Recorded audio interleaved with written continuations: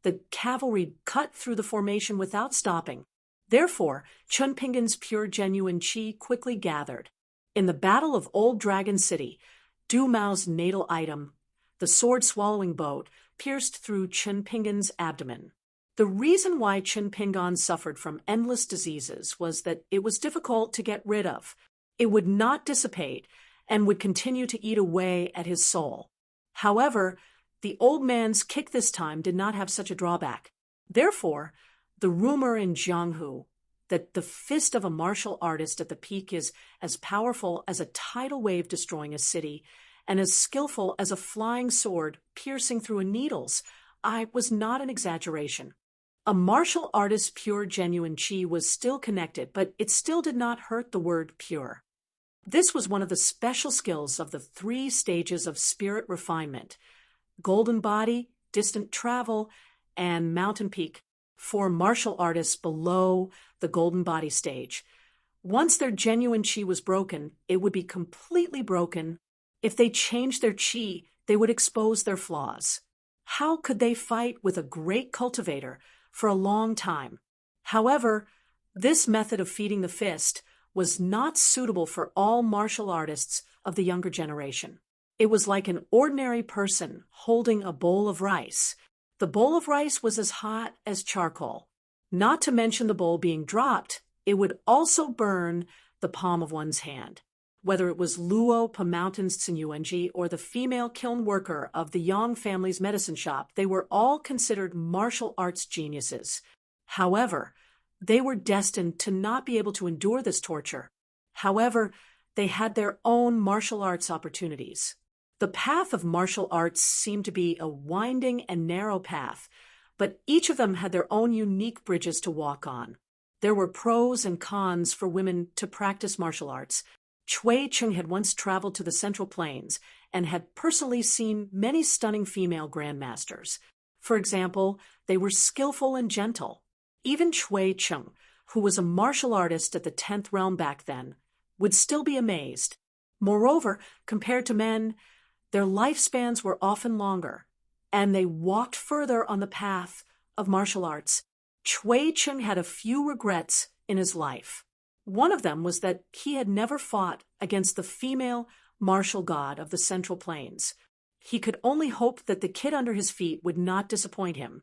It was not that the old man looked down on the heroic women of the world.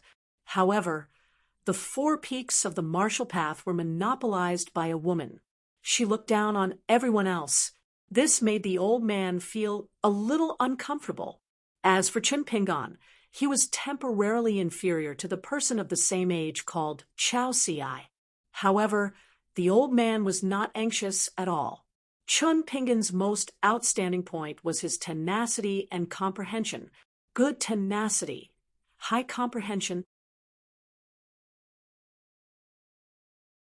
So what if Chao Siai was a martial arts genius that only appeared once in 1,000 years? So what if he reached the 9th realm or 10th realm first? In the end, he still had to obediently wait at the 11th realm, this natural barrier, for his old enemy to compete with him. Of course, if Chunpingan walked too slowly, it would not work. Chao Siai might turn around and compete with her master. If she was already at the legendary 11th realm, then Chao Siai would compete with that old fellow who liked to fish for whales in the Cloud Sea.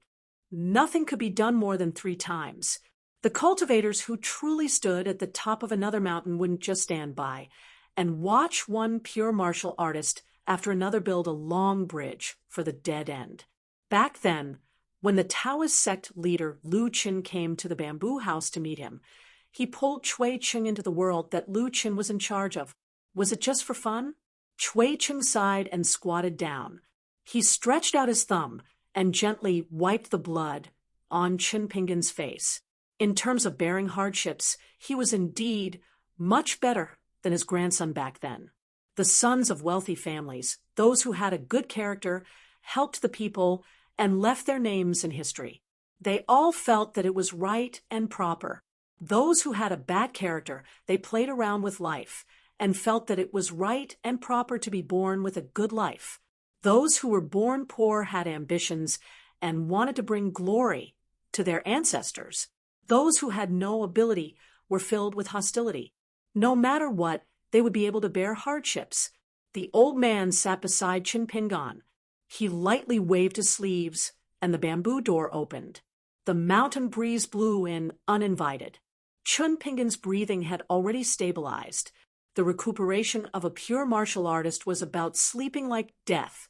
Chun Pingan had been lacking this in the book Slip Lake for all these years.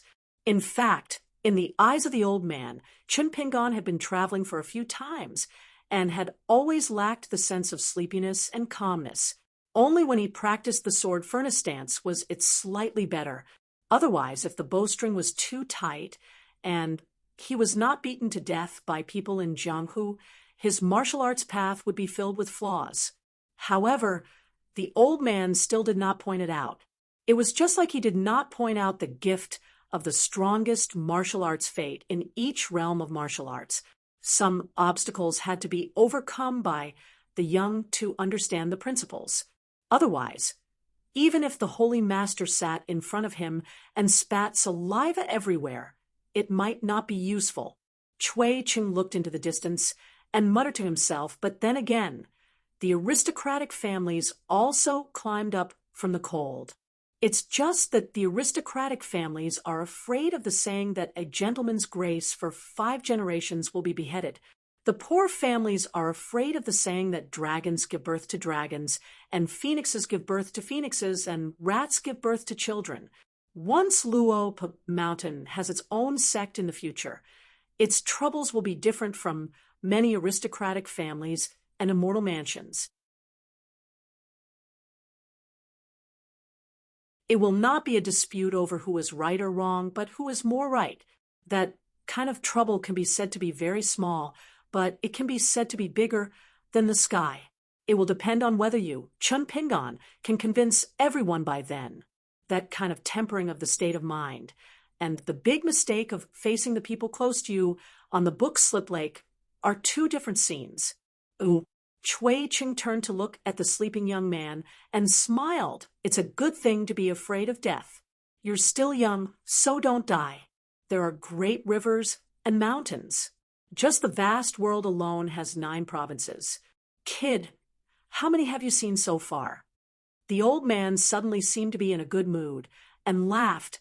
Of course, I'll still win if I fight with a 5th realm, but it's inevitable that I'll have to take a lot of punches from you.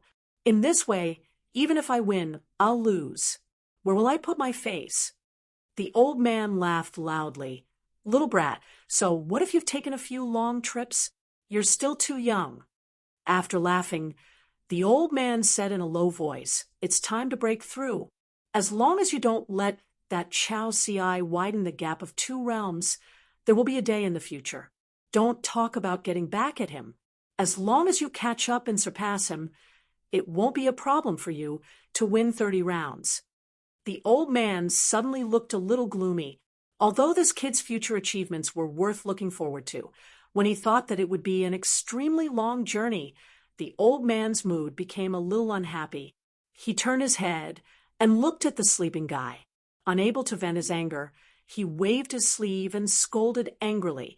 Sleep, sleep, sleep. Are you a pig? Get up and practice your fist. Chun Pingan was blown away by that gust of wind and crashed into the wall. He woke up in a daze. Cui Ching had already stood up, his face gloomy. He took a step forward and stomped down heavily. Chun Pingan rolled to the side and barely dodged the kick. Cui Ching spoke out. When you are able to deal with a golden body realm martial artist calmly, and in a life-and-death battle when you don't lose too badly, then you can go down the mountain. After that, you can go to the central region of the Aquarius continent to meet your friends, or go to the North continent to wander around. It's up to you. But if you can't do it, then stay in this bamboo house and enjoy your life. Otherwise, you'll just be giving away your life to others. Chun Pingan shook his head. I can't die. Cui Ching asked, why? Just because Chun Pingan's life is more precious than others? Chun Pingan said solemnly, because the senior who taught me fist techniques is named Cui Ching. The old man was startled, then nodded his head gently and said with gratification, "That's not flattery, just because of your beautiful words. If I don't give you a punch, then I'll be letting you down. Chun Pingon." The old man's figure and aura was like a mountain pressing down. Chun Pingon's vision turned black, and he fainted on the spot from the punch. The old man stomped down. Chun Pingon, who was paralyzed on the ground, jolted up and woke up in the air, and the old man's kick came again. And without any suspense, he fainted again. The cycle repeated. Chun Pingon complained incessantly. He was tired of dealing with it. But the old man was enjoying it. His clothes were tight, and his attacks were loud. Naturally, it was not an ordinary Jianghu style. He pursued the saying in his family's fist manual, training without making a sound, sailing without oars. It was because Chui Cheng's fist aura was too strong, and every time he punched out, it was too carefree. In the end, the old man swept Chun Pingon's neck with a whip kick. Chun Pingon spun a few times, and when he landed, he staggered a few steps, but his strength was not as strong as before, so he did not fall to the ground.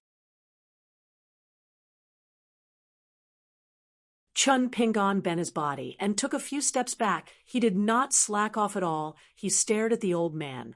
He was beaten so badly. In fact, both his fist stance and fist aura were shaking. But Chun Pingon's body had a vague meaning. He did not move at all, like an old monk in meditation. Chui Cheng smiled. "All right, that's enough for today. If you continue, your bones will fall apart." Chun Pingon did not move. Chui Cheng nodded. "That's right, you can take one less punch. Go downstairs yourself. Same rules, soak in the tub of medicinal water. Remember, unlike before, you can't let the water cool down. You can only leave when you can boil the medicinal water with your Jinqi. Otherwise, just stay in the tub obediently and treat it as practicing duck diving." Wei Pai has already prepared the herbs. He went downstairs and asked the girl in pink to boil the water. Chun Pingon held his breath and walked out of the house, stumbling downstairs. When he walked down the stairs, he had to hold on to the railing. It was similar to when he burned charcoal in the mountains when he was young, and it was difficult to go down without getting tired. The girl in pink had already started boiling the water downstairs, taking advantage of the break. Chun Pingon did not immediately return to the house on the first floor. Instead, he sat at the stone table by the cliff and practiced the sword furnace stance. When the girl in pink came to greet him, he stood up and went into the house. An hour later, Chun Pingon changed into a simple but elegant green robe, which was given to him by Wu Yi of Purple Sun Residence. The girl in pink familiarly busied herself and cleaned up the mess. Chun Pingon sat on a bamboo chair under the eaves, smiled, and thanked her. The little girl smiled back, as if doing these chores gave her a greater sense of accomplishment than cultivating and breaking through to the next realm. Chun Pingon hugged the back of his head with both hands, leaned back against the chair, and stretched out his legs. So, not getting beaten up was the life of an immortal. In the distance, Zhu Lian brought the girl, Cin Yuanji, over slowly. Chun Pingon turned to look. Zhu Lian took a bamboo chair and sat at the side. Cin Yuanji stood behind the old immortal with her hands and legs tied. Zhu Lian smiled. "Young master, is there a rule for Cin Yuanji to practice martial arts?" Chun Pingon said helplessly, "You can just lead her into the sect. It's up to you whether you want the title of master and disciple." Zhu Lian hurriedly shook his head and said, "How can I do that? I'm good at fighting with my life, but I'm far from being as good as young master when it comes to teaching. Young master is young, but he already has the demeanor of a master," Cin Yuanji lamented in her heart. It was a pity that a hero like old immortal Zhu was reduced to being a servant to this young mountain lord. Chun Pingon asked softly, "Does Zheng Dafeng have any ideas?" Zhu Lian shook his head regretfully that Brother Gale is now wholeheartedly focused on how to build the thatched hut for the mountain gate. Not only does he want to look good, he can't lose face for Luopa Mountain, but he also can't waste money and let young master spend money in vain. Brother Gale really can't be distracted. Chun Pingon felt a headache coming on. Chui Cheng walked out of the second floor. First practice the mountain quaking fist 200,000 times, then talk about martial arts. Chun Pingon was hesitant. Zhu Lian thought it was feasible. He turned to Tsin Yuanji and smiled. What a blessing. This boxing stance is a rare technique in the world. It's ingenious, but it seems clumsy. It contains endless fist intent. Tsin Yuanji, from today onwards, you must focus on practicing the stance over and over again. Zhu Lian turned his head and looked at Chun Pingon with a smile. Chun Pingon said, 6-step stance. What are you teaching? You can't. Zhu Lian said guiltily, no matter how upright this old servant stance is, it's not elegant enough. It's hard to avoid the suspicion of a duck walking. Who knows? It might cause Tsin Yuanji to underestimate this peerless stance. Young master stance is natural and unrestrained, like a spring breeze. Chun Pingon really couldn't stand this guy's flattery, so he roughly repeated Chui Cheng's words, but omitted the mention of the golden body stage, and so on. Zhu Lian frowned bitterly, not saying a word. Chun Pingon held back his laughter. Zhu Lian took Tsin Yuanji back home. On the way, Tsin Yuanji found that the old immortal seemed to be in a heavy mood. At the Tsin residence, the old immortal said that he was a 6th-level martial artist who was about to reach the golden body stage. He also said that he had hopes of reaching the 7th level in the future. Could it be that the tall old man who liked to hide in the bamboo house was a golden body stage grandmaster? Otherwise, he would be too shameless to say that he would kill the old immortal. Zhu Lian seriously taught Tsin Yuanji the 6-step stance. After repeating it 3 times, Tsin Yuanji was already very familiar with it. Zhu Lian only told her to work hard and quickly finish the 200,000 stances. She must be fast and steady. After that, he would practice for her 3 times a day and let Tsin Yuanji watch from the side to avoid taking a wrong path. Tsin Yuanji was full of fighting spirit and promised Zhu Lian that she wouldn't be lazy. Zhu Lian walked out of the courtyard with his hands behind his back. In fact, the first test for Tsin Yuanji had quietly begun. It's just that the girl was unaware. The next step was to see how long it would take Tsin Yuanji to finish the 200,000 stances and how long it would take for her to go from the form to the spirit. After the spirit, how much fist intent would she have? Or would she let go of the stance for the sake of speed and unknowingly take a shortcut? Cleverness may be the cause of her own cleverness. She had already reached the end of her own path of martial arts. When the time came, Tsin Yuanji's martial arts practice, comprehension, tenacity, and temperament would all be revealed at a glance.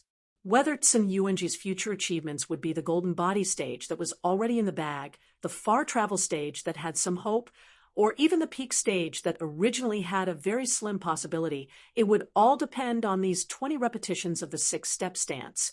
This was probably the so-called 3 years old, can see the old. All of this was just a few words from the barefoot old man. Zhu Lian actually didn't particularly want to get involved in Chun Pingon, and the old man surnamed Chui's fists. It would delay him from going down the mountain to pick books, buy books, and collect books. In the next half hour, Zhu Lian was beaten half to death many times. Chun Pingon wasn't any better. But unlike Chun Pingon, who gritted his teeth and persevered, Zhu Lian, who didn't pay much attention at first, eventually became addicted to being beaten. He was indeed the martial madman from the lotus flower-blessed land who wanted to kill 9 people by himself. What happened next was beyond Chui Cheng's expectations. Zhu Lian, who was in the far travel stage, used various methods to provoke Chui Cheng, who was in the peak stage of the 10th realm. The result was just as Chui Cheng had said.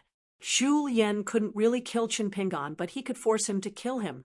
In any case, with him watching from the side, there wouldn't be any mistakes. But when Zhu Lian put on the attitude of someone who wanted to die, someone who didn't hit him, could Cui Cheng really kill Zhu Lian? Didn't he still beat Zhu Lian half to death every time? These days were the happiest days of Chun Pingan's martial arts practice. Of course, when Zhu Lian sparred with him, he was really vicious and merciless. But every time Chun Pingan lay in a corner on the verge of death, watching Zhu Lian miserably being beaten by the old man, he immediately felt that he was actually considered lucky. But when Zhu Lian was enjoying himself to the fullest, that state of selflessness where he was on the verge of qigong deviation, and yet his state of mind was still clear and pure, really opened Chun Pingan's eyes. Presumably, Cui Cheng deliberately didn't let him faint every time he finished, and also had the intention of letting him watch the fight. If it wasn't for the great age gap and Zhu Lian's insistence on the distinction between master and servant, the two of them would really be brothers in hardship. Late one night, the two of them sat at the stone table. Zhu Lian glanced at the bamboo building. Eager to try, with great difficulty, he restrained himself from cursing in that direction so that he could get a good beating. Chun Pingan was speechless. At most, he could be considered to be suffering, but this Zhu Lian was suffering to be truly blessed. Zhu Lian sighed emotionally. Old senior, when you were purely in the golden body realm, you beat me until I cried for my father and mother. Back then, young master was only in the 5 realms and forcefully withstood my golden body realm attack. Both senior and young master are truly rare geniuses in the world. Chun Pingan reminded, don't drag me into this. Zhu Lian suddenly said seriously, old senior, you have given a lot of thought. Chun Pingan nodded. You wanted me to know your attitude towards the matter of martial arts. There are still people like you in this world. Chun Pingan's perseverance is nothing. Zhu Lian said with a face full of guilt, every time I punch young master, this old servant's heart hurts. Chun Pingan laughed angrily. Forget it, Zhu Lian sighed. Sun Yuanji's stance walking is still too slow. Chun Pingan nodded. He didn't deliberately put in any good words for Sun Yuanji, but he still said something fair. You can't expect everyone to learn from you. Back then, I also worked so hard to hang on to my life. Zhu Lian shook his head. Young master, don't say that. Otherwise, you'll be letting down those 1 million punches that young master threw after your life was no longer in danger. Chun Pingan asked, is there a way to raise Sun Yuanji's fist intent in a relatively natural way without affecting her state of mind? Zhu Lian nodded. There is a way. But young master's sacrifice will be greater. Chun Pingan asked, curiously, tell me about it. Zhu Lian's expression was bashful as he lowered his voice. Young master can pretend to be that unscrupulous mountain master, but your martial arts realm can't be too high. On a dark and windy night, after struggling for a while, just as young master was about to succeed, I appeared coincidentally and helped her kowtow to beg for mercy. Young master, to save face, temporarily left angrily. But when you stepped out of the door, you looked back at the bed, your eyes filled with unwillingness. Then I comforted her, so that Sun Yuanji would think that as long as she practiced more diligently, she would be able to beat young master sooner and avoid the pain of harassment. Chun Pingan took off the blade's strengthening gourd and drank a few mouthfuls of wine to calm himself down. Finally, he asked, why don't we switch positions? Zhu Lian said helplessly, Sun Yuanji isn't stupid. She won't believe it. And once she does, I'm afraid she'll risk her life to sneak down the mountain. Chun Pingan asked again, I'm curious. Why does Sun Yuanji think that you're a good person, and I'm a bad person? Zhu Lian thought for a while. Women don't like bad men. Chun Pingan was hesitating whether to ask the sword immortal to come out of its sheath and chop Zhu Lian half to death. Zhu Lian was no longer joking. He licked his lips and begged Chun Pingan for a jug of wine.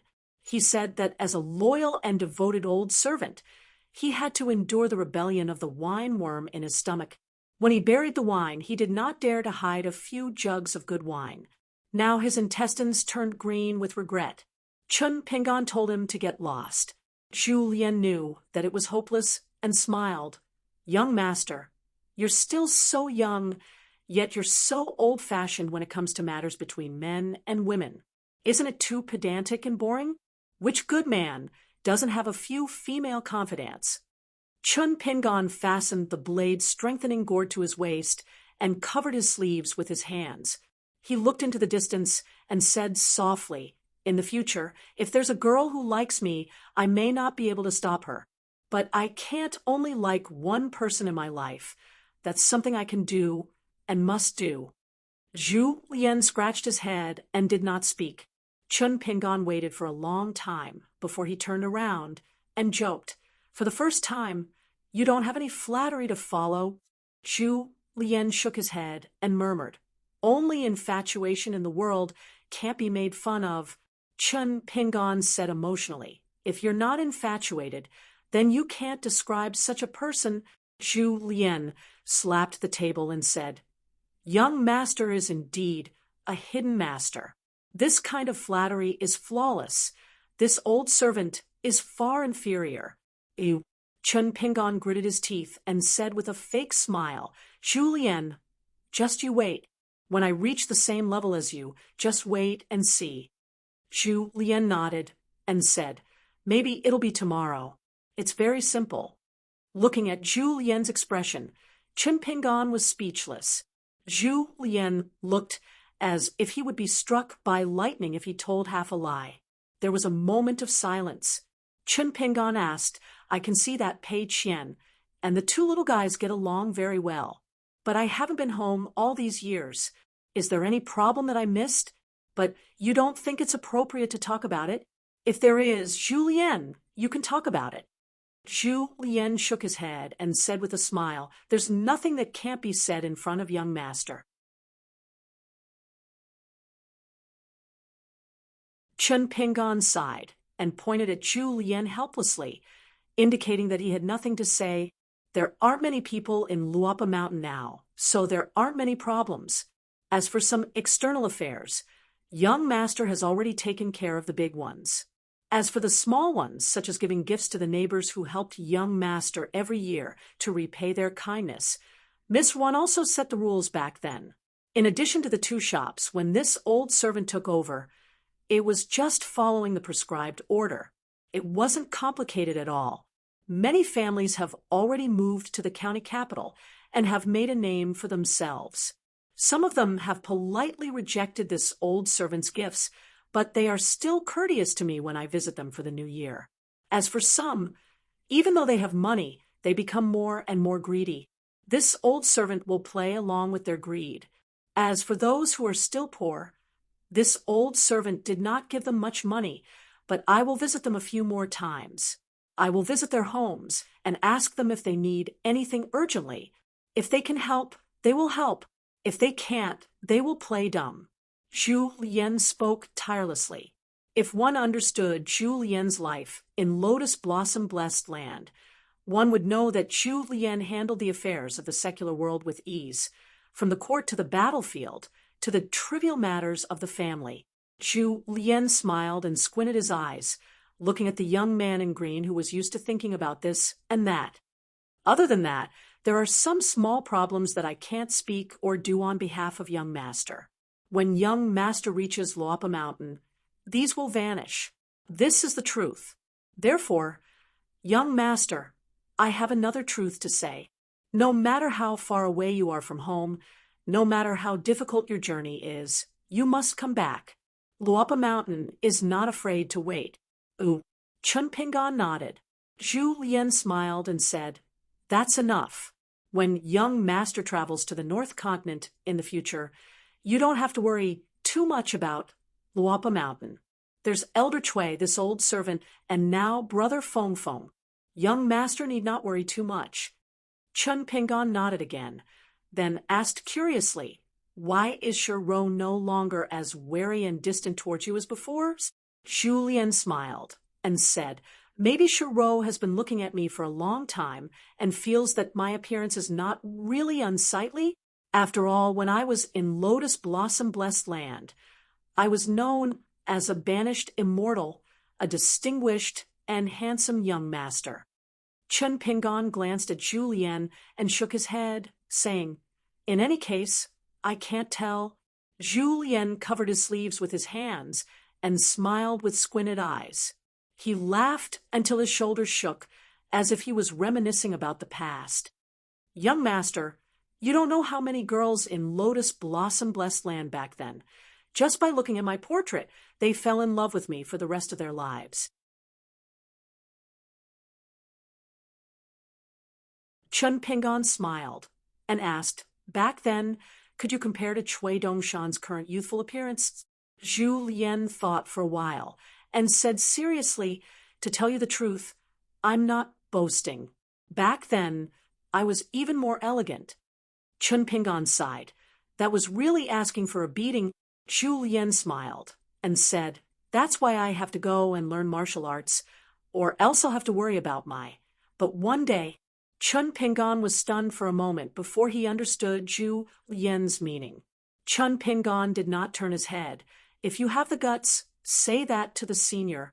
Julien secretly laughed and waved his hand, saying, then I'll really be looking for death. Chun Pingon said, I wonder how Lu Baixiang, Sui Yu, and Wei Xian are doing now. Julien's expression was slightly mocking, but his tone was indifferent. They're just going their separate ways. Each one is worse than the last. Chun Pingon smiled, complaining behind my back. Julien smiled. Young master, you're a god for seeing through people's hearts. Chun Pingon suddenly said, Julien, if one day you want to go out for a walk, just say hello. There's no need to be polite with me. Julien shook his head. I appreciate young master's kindness, but I really don't want to go far. I've walked enough in Lotus Flower Blessed Land. For home, country, filial piety, and loyalty, it's very tiring. Besides, my last journey in Jianghu, especially the Battle of the Ten in Nanyuan Kingdom, was for myself. I should have no regrets in this life. Those who know themselves will suffer less. Those who are content will be happy. Young master, this sentence is not bad. Can you carve it on the bamboo? Chun Pingon listened carefully at first, but Julien's last sentence broke his concentration. Chun Pingon stood up with a dark face and went to the room on the first floor. Julien stood up and watched Chun Pingon leave. After closing the door, he returned to his seat. The hunchbacked old man looked at the night scene alone. The pine nuts in the mountains rustled, and the grass insects chirped under the moonlight. This was the end of the world. What more could a man ask for? A moment later, this martial artist, whose heart was as calm as water, looked around and saw that there was no one around. He secretly took out a book, dipped it in his saliva, and began to flip through the book. Reading a forbidden book in the moonlight was also a great joy in life. The next day, Chun Pingon did not go to the second floor to be fed with punches, because the assistant minister of the Ministry of Rights of Dali Imperial Court had arrived at MT Paul Cloud to sign a contract with the Song clan.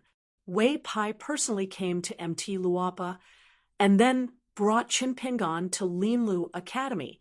The old assistant minister and the relevant officials were already waiting there. Chun Pingon was no stranger to Dali's high official. After Liju Cave took root, he had met the old assistant minister several times. This was the first time Chun Pingon came to Dali's highest standard academy, because he was directly dragged to a secluded place in the academy by Wei Pai. He saved a lot of walking through corridors and buildings. Wantong was not there. The military saint who was in charge of this place had secretly left. It was the Golden Core Earth Immortal Dong Gu of the Dragon Spring Sword Sect who came in his place. He had his master's personal seal, which was a saint's token. It was not an ordinary object. From this, it could be seen that Wantong trusted this disciple, who was born a demon, on one of the tables. Other than the most important general contract of the alliance, there were also many mountain land deeds. The Oxhorn Mountain that originally belonged to the package house, the Cinnabar Mountain of the Sioux family in Qingfeng City, the Gray Mist Mountain that was closest to MT, Luapa, the Long Fish Back, the Azure Dawn Peak, and the Sword Prayer Platform that was located in the westernmost part of the mountains. There were a total of 6 mountains of different sizes that were all under Chun Pingan's name. Other than Chun Pingan, the old assistant minister who had both the imperial seal of Dali Imperial Court and the official seal of the Ministry of Rights, the Wantong seal in Donggu's hand, and Wei Pai who took off the golden earring. After taking off the earring, Wei Pai used some kind of magic to turn it into a solid round seal. There were also 2 deputy mountain masters of the academy who were just there to join in the fun. One of them was a famous scholar of Dali in the literary world. It was said that many of the plaques and couplets in the Wunwu Temple of Longquan were written by this famous scholar. The other one was an acquaintance, the old Confucian of Huangting Kingdom who had entertained Chun Pingan, and the other's back then was actually an old flood dragon that had lived for countless years. He was also the father of the founder of Ziang Prefecture, Wu Yi, the governor of Longquan Prefecture, Wu Yuan, County Magistrate Yuan, and Supervisor Chow. 3 young officials were all present today. Beside Donggu stood a young man, mayor of the Xie family, Xie Ling from Peachleaf Alley. Logically speaking, even if Xie Ling was the disciple of Wantong, he shouldn't have appeared here. However, his ancestor was too famous, the heavenly lord Xie Shi. Therefore, when Xie Ling appeared, most of the people present pretended not to see him. The old assistant minister even took the initiative to exchange some pleasantries with this young man. Xie Ling responded appropriately, neither arrogantly nor shyly. After chatting with the old assistant minister, the young man continued to remain silent. However, when the main character, Chun Pingan, finally appeared, Xie Ling took a few more glances at the guy from Mud Bottle Alley, Ma Kushwan from Apricot Blossom Alley, Chun Pingan from Mud Bottle Alley. They were already very famous in the mountains of Longquan Prefecture, a cultivation prodigy who had already killed a golden core sword cultivator, a landlord who bought Immortal Mountain like buying a few acres of farmland. However, there were rumors that Ma Kushwan and Chun Pingan didn't get along. It was rumored that they had fought in the Immortal Tomb in the early years. Xie Ling was very curious. How did Chun Pingan survive? One had to know that Marshall Mountain's Ma Kushwan had always been the person he was chasing. And he, Xie Ling, not only had a powerful ancestor, he was also favored by sect master Lu Qinqing, who personally gave him a Linglong treasure pagoda that was close to an immortal weapon. Therefore, Xie Ling's gaze, since he was young, had always been looking at the peak of Treasure Bottle Continent. Occasionally, he would lower his head to look at the people below. Actually, there was also Lu Xianyang. Back then, he had profited from a disaster and survived.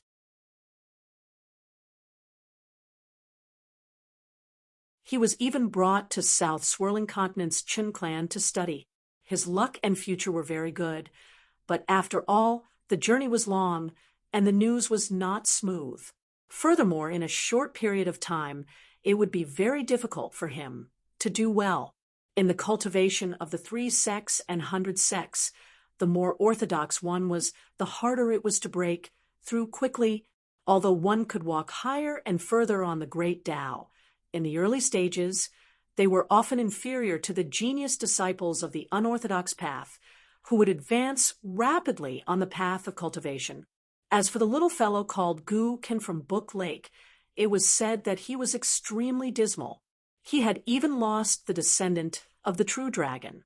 It was estimated that his great Tao had collapsed. Back then, there were 5 opportunities in Pearl Grotto Heaven. Gu Ken was the first of the 5 to lose the pitiful worm. As for the matters outside, Xie Ling was not very interested. Even if senior apprentice brother Dong Gu and senior apprentice sister Su Xiaoqiao said something, he would ignore it. Chun Pingon was wearing a green robe today. He had a white jade hairpin on his head, a sword nurturing gourd, and a sword immortal on his back. In the eyes of ordinary people, the haggard look had subtracted some of the impression of inexperienced and incompetent. Standing among the crowd, even if he did not stand out, at least he would not be overshadowed by others. Even if Chun Pingon did not deliberately pursue anything, his tone was gentle and his expression was calm. He socialized with those people one by one. For example, he talked about the old days with Lao, Jiao, the cliff stone carvings in Huangting country, and the food in Lao Jiao's residence in the forest. He told the great Confucian of the academy that he had once read the works and that he would pay a visit to the academy in the future to ask for advice. The old assistant minister looked at all of this with a smile. He was considered a third-grade high official in the center of the imperial court.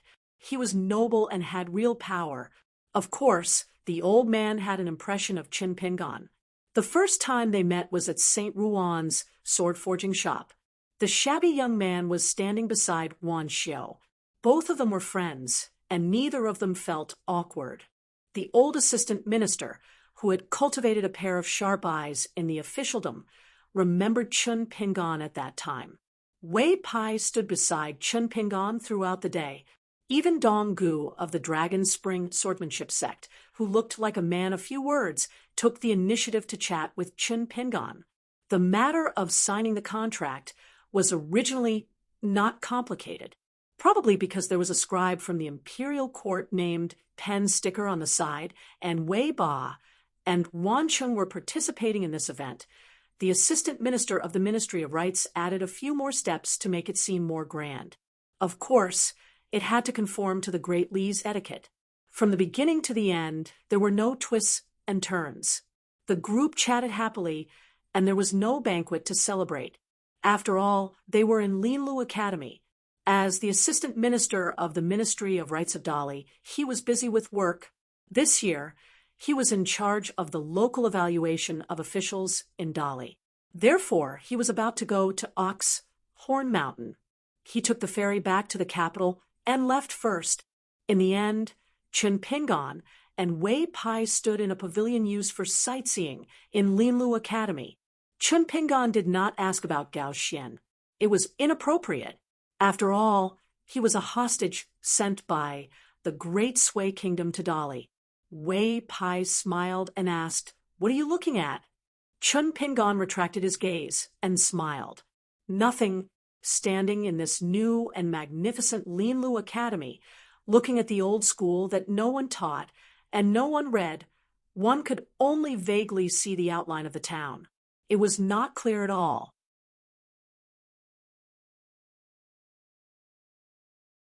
Wei Pai reminded him there will be some social engagements later. The immortal forces that stayed here will definitely pay a visit to Luapa Mountain in the near future. You should be prepared. Chun Pingon smiled. I'm not unfamiliar with these social interactions now. I can handle it. Wei Pai joked. Don't you feel a little irritable after delaying your practice? Chun Pingon shook his head. No. Understanding the world is knowledge. As long as it's useful, there's no avoiding it. It's better to adjust my mentality early on. Wei Pai asked, why you want to know about Dong Shuijing indirectly? You don't trust him? Chun Pingon laughed and shook his head quickly. He did not hide anything from Wei Pai. No, Dong Shuijing and I are friends. It's just that this business deal involves another friend. Since it's a business deal, I can't be biased. What if I'm friends with them, but they don't see eye to eye with each other and become entangled with each other? It'll be a pity if I lose two friends in a good deal that's supposed to be mutually beneficial because of some things that I'm unclear about. Chun Pingon had already planned to write a letter to Pon Water City's Guan Ran. He roughly said that he had a friend from the same hometown called Dong Shuijing. He was a businessman, honest and quick-witted. However, he would also tell Guan Ran frankly in the letter that if it was difficult, or if it wasn't the right time to be in the limelight, or if it wasn't the time to make money, then don't force yourself. Moreover, before leaving Longquan County, he would most likely receive a reply from Guaniran. Therefore, Chinpingan would find Dong Shuijing again and speak more thoroughly. Even if some of the words might not be pleasant to hear, he still had to say what he should say. Chinpingan sighed ruefully. I've suffered in this kind of matter before. Wei Pai nodded. Chinpingan had roughly told him about Wind Thunder Garden's Lu Ba Xiao and Old Dragon City's Sun Jiashu. Chinpingan smiled with some heartfelt joy. With so many mountains, we can do a lot of things, Wei Pai joked. For example, who will be the mountain king of this gray mist mountain, and who will occupy that cinnabar mountain to cultivate? Chinpingan smiled. Just thinking about it makes me happy. Wei Pai didn't say anything. The mountains were all properties under Chinpingan's name. As for how to settle them, it was all up to Chinpingan himself. Wei Pai thought of something. In the near future, my northern mountain domain will hold the first night parade of gods after I took office. The gods from all over will have to leave their territories and come to worship this cloud-splitting mountain. If you're interested, I can bring you to Cloud-Splitting Mountain when the time comes. Chinpingan had carefully flipped through the immortal book of Hanging Mountain and knew the origin of this matter. The mountain gods of various countries had revered statuses.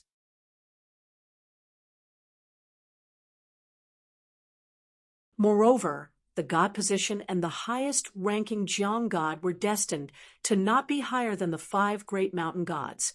According to the etiquette of the vast world, the mountain gods in their territories would have to meet the mountain gods at fixed times. From the lowest level like the earth god, Hebo, and so on, to the water god of Tiefu River, Yanghua of Longquan County, and further down were Xiuhua River, Chongden River, Yuya River. These mountain gods, as well as the mountain gods of Luopa Mountain and Mount Fengliang, as well as the gods of civil and military temples and city god pavilions of various levels, all had to leave their territories on a certain day to bring gifts and worship Wei Pai, the mountain god. At that time, Longquan County and county cities would have to implement a night ban. This was a rule that had been passed down for a long time. Every 30 years or 60 years, or at most 100 years, the mountain god temple that ruled over a region would hold a night parade. Actually, there was another situation where a similar grand event would occur. When a cultivator ascended to the upper 5 realms, the mountain gods within thousands of miles, regardless of their borders, would often take the initiative to worship the immortal. There were many gods in the night parade, and there were more than 100 of them. Each of them had their own magical powers, so it was known by the cultivators on the mountain as the immortal map of the gods. Chinpingan politely rejected Wei Pai's good intentions. On that day, I'll just watch from Luopa Mountain. Wei Pai did not insist. Chinpingan did not immediately rush back to Luopa Mountain. He would let Zhu Yan enjoy his life alone today. He also wanted to take a break from his busy schedule and tidy up his messy thoughts. At the same time, Wei Pai accompanied Chinpingan to stand there and enjoy the scenery. Chinpingan turned his head and glanced at the north. All the way north, after crossing the sea, they would reach the North Continent. Wei Pai smiled and said, "At that time, I was in a hurry and didn't go to the South Saw Continent or the Fuyao Continent that was closest to the inverted hanging mountain. Do you have any regrets?" Chinpingan smiled bitterly and said, "I really couldn't care less. I don't have any regrets." Wei Pai walked over and sat on the railing. "I heard that the saints of the academies of the 2 continents are the worst. They are the North Continent and the Fuyao Continent. One is busy mediating fights, the other is busy cleaning up messes. They can't relax and study in peace." Wei Pai turned his head. "Oh, right, you've been to the Tongyi Continent. What's your impression? Other than it being much bigger than the Aquarius Continent, what else do you think?" Chinpingan thought for a while. "Maybe it's because the territory is too big. Many places are very isolated. Moreover, There is a huge difference in the amount of spiritual energy in each place. It's easy to have big mountains and huge immortal cave abodes like the Tongyi sect, Jade Gui sect, Taiping Mountain, Fuyao sect. All of them are huge. In the Aquarius continent, I'm afraid only the divine grandeur sect can compete with these big mountains. However, there are many small countries in the Tongyi continent that don't know what cultivators are. The spiritual energy is thin, and it's truly a lawless place. Wei Pai nodded and asked with a smile, "Then, do you know that in the vast 9 continents of the world, other than the central divine continent, the destiny of the other 8 continents is actually the same?" Chun Pingon shook his head. He did not know, but soon he had some doubts. Wei Pai understood and explained, "Don't look at how small the Aquarius continent is, and there aren't many local great cultivators. It's a classic example of someone who worked hard for others.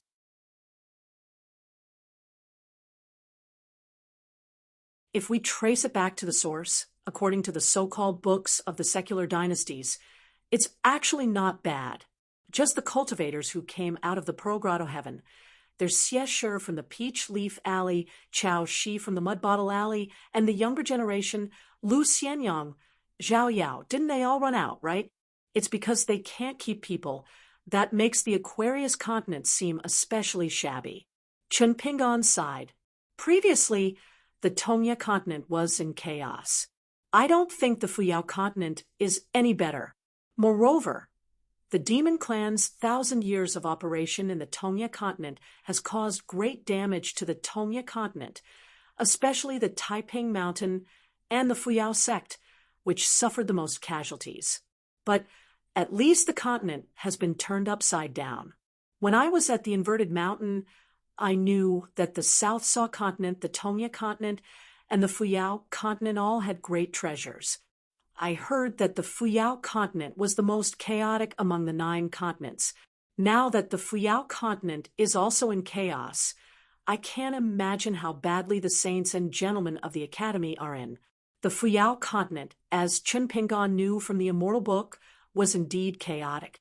If the entire Fuyao continent was seen as a dynasty after 500 years of continuous annexation, it had formed a vassal town separatist force led by more than 10 great dynasties. Fighting and fighting, heroes and heroes surged, treacherous officials and pillars of the chaotic world emerged one after another. Moreover, the cultivators of the Fuyao continent liked to go down the mountain to support the dragon. Therefore, it was also mocked by the Central Plains as the Bucket Continent because it was the most shaky. As for the South Saw Continent, which was closest to the inverted mountain, the cultural pulse was flourishing and the martial arts were thriving. In the eyes of the cultivators of the Central Plains, there were very few vassals of other continents that were worthy of their attention. Moreover, the South Saw Continent had produced a mellow scholar, Chin Chunan, who could carry the sun and moon on his shoulders. It was just that after chatting about the situation of the world and the general trend, that was all. Chun Pingon was worried about these seemingly unrelated matters because of the Great Wall of Sword Chi. Wei Pai was worried because, as the future righteous god of the Northern Peak Mountain, he would have immediate worries if he did not think about the future. Chun Pingon smiled and said, "I'll go back first, but not to the Lapa Mountain, but to the small town. I'll go and see Pei Qian. Just send me to Mount Jinju." Wei Pai nodded and gently flicked his sleeve, sending Chun Pingon to Mount Jinju. The imperial wind drives the sun and moon, shrinking the earth and walking the mountains and rivers. The water is the palm print, and the thunder is the thunder that shakes the heavens. He was a god. After Chun Pingon left,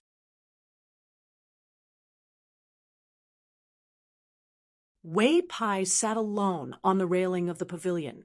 The birds and beasts, the sea of clouds, the mountain wind, the living and the dead, all seemed to be extremely docile.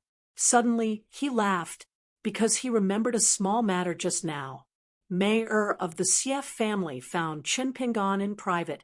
After greeting him, she asked with a smile, Aren't you curious why Sister Shosho didn't come to the cloud-covering mountain? Sister Shosho. It was a very particular name. In the end, Chinpingan smiled and replied, I'm familiar with Miss Ruan, but I'm not familiar with you. It almost caused Xieling, the little fellow with great fortune, to suffer internal injuries. No words could compare to such an understatement.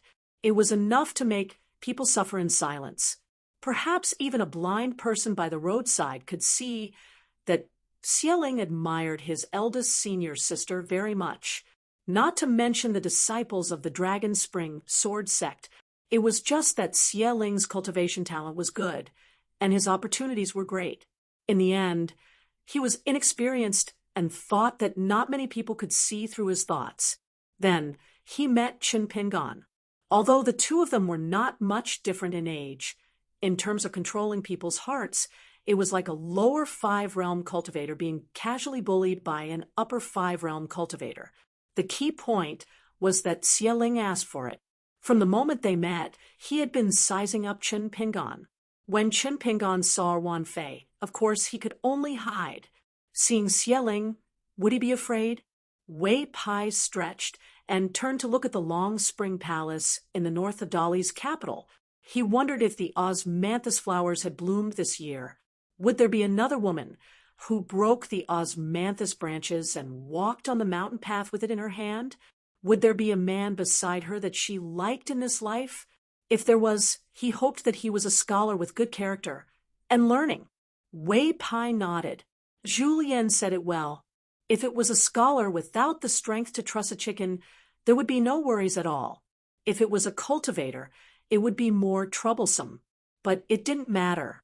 If he, Wei Pai, couldn't do it, he, Julien, as his brother, would do it for him.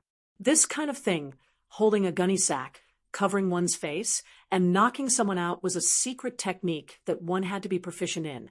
It was a blessing to have such a close friend in life. Wei Pai thought of Chinpingan's actions after returning to Luapa Mountain for no reason.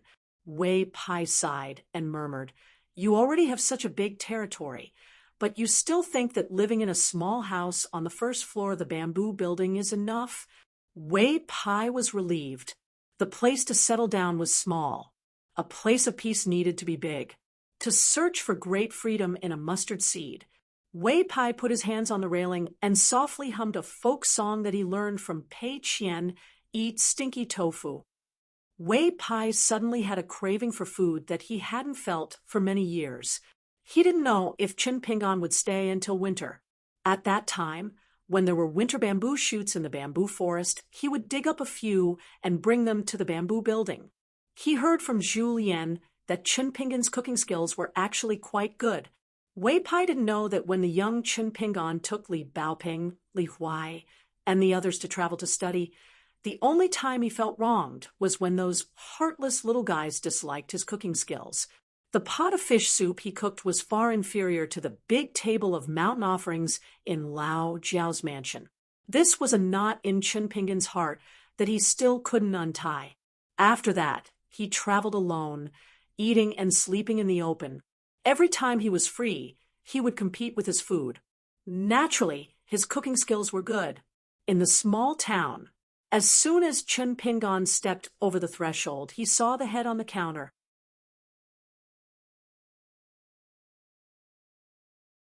The key was that Pei Qian's eyes didn't move at all. Looking at her in broad daylight, Chinpingan didn't know whether to laugh or cry. He quickly walked over and hit her. Pei Qian held her head with both hands and complained, Master, I'm not lazy or playful. Chinpingan reached out and pulled her ear. Pei Qian immediately said seriously, Master, I was wrong. Chinpingan nodded and stopped. Pei Qian smiled and said, Master, now can you tell me what was wrong? Chinpingan smiled and said, It's nothing. Master's hands are itchy. Shiro held back her laughter. Pei Qian turned her head and stared. Sister Shiro, what's wrong with you? How could he be secretly happy? Don't you know that people like you are the first to be killed in Jianghu? Shiro smiled and said, I'm already dead. Pei Qian said angrily. Then I'll beat you back to life with one punch. Shiro raised her chin, indicating that Pei Qian's master was still here. Pei Qian didn't turn her head and said to Shiro with a smile, "In Jianghu, how can you fight and kill as you wish? I'm not that kind of person. If word gets out, it will ruin master's reputation." Chun Pingan took a piece of pastry and put it in his mouth. He picked one for Pei Qian and Shiro and handed it to them at the counter. Pei Qian took a bite and smiled brightly. "Wow, today's pastry is especially delicious." Shiro took small bites of the pastry. She was very ladylike, but with Du Mao's appearance, such a delicate action was not as comfortable as Pei Qian's head on the counter. Chun Pingan patted his head and suddenly realized no wonder the shop's business is so bad. "Do you two get paid? If you do, half of it will be deducted." Pei Qian's eyes indicated that it was time for Sister Shiro to act. She wasn't good at dealing with her master. Shiro smiled sweetly.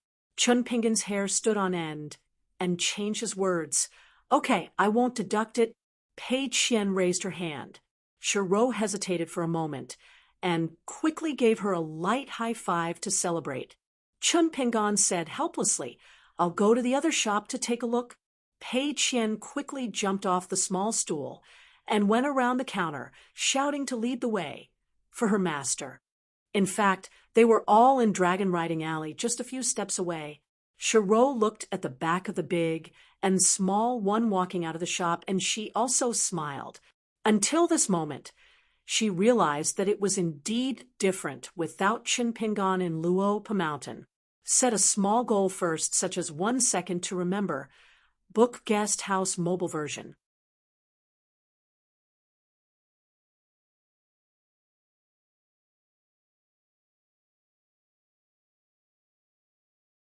For 66, the narrow Dragon Riding Alley was a slope with a long flight of stairs. The straw shop was at the bottom of the stairs, along with the sway shop.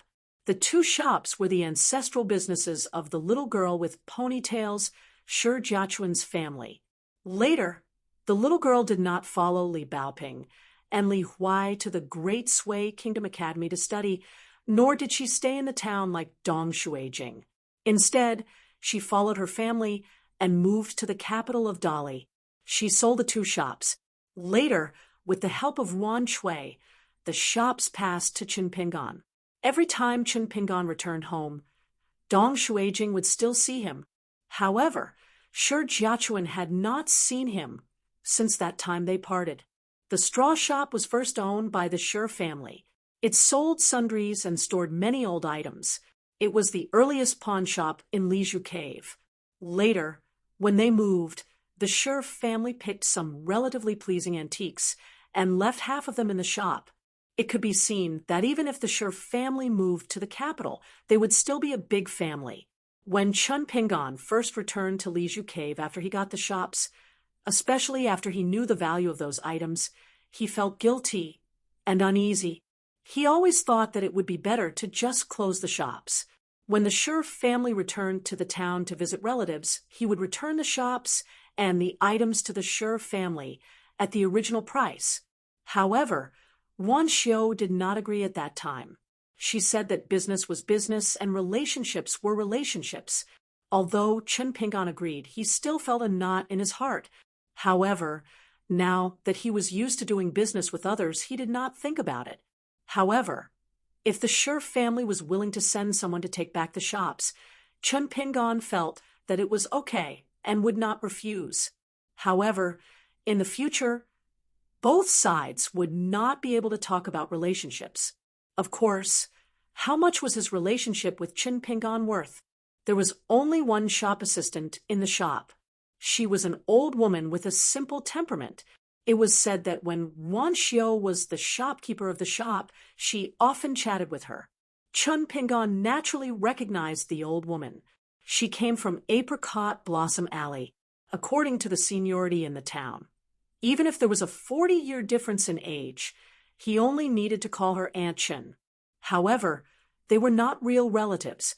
Although the old woman was old, she had done farm work all her life. Her body was strong and healthy.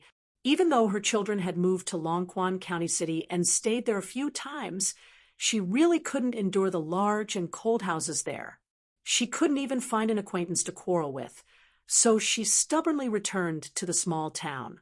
Her children were filial, so she couldn't do anything about it. However, she heard that her daughter-in-law had some gossip and disliked her mother-in-law for being a disgrace here. Now that the family had bought several servant girls, there was no need for an old mother-in-law to come out and earn a few copper coins, especially the shopkeeper of the shop, who was the poorest junior in Mud Bottle Alley back then. Of Aunt Shun.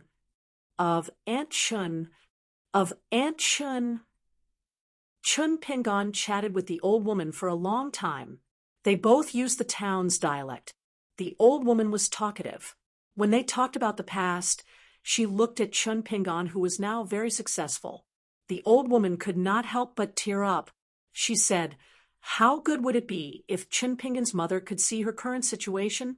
She only cared about suffering all her life and did not enjoy a single day of good fortune.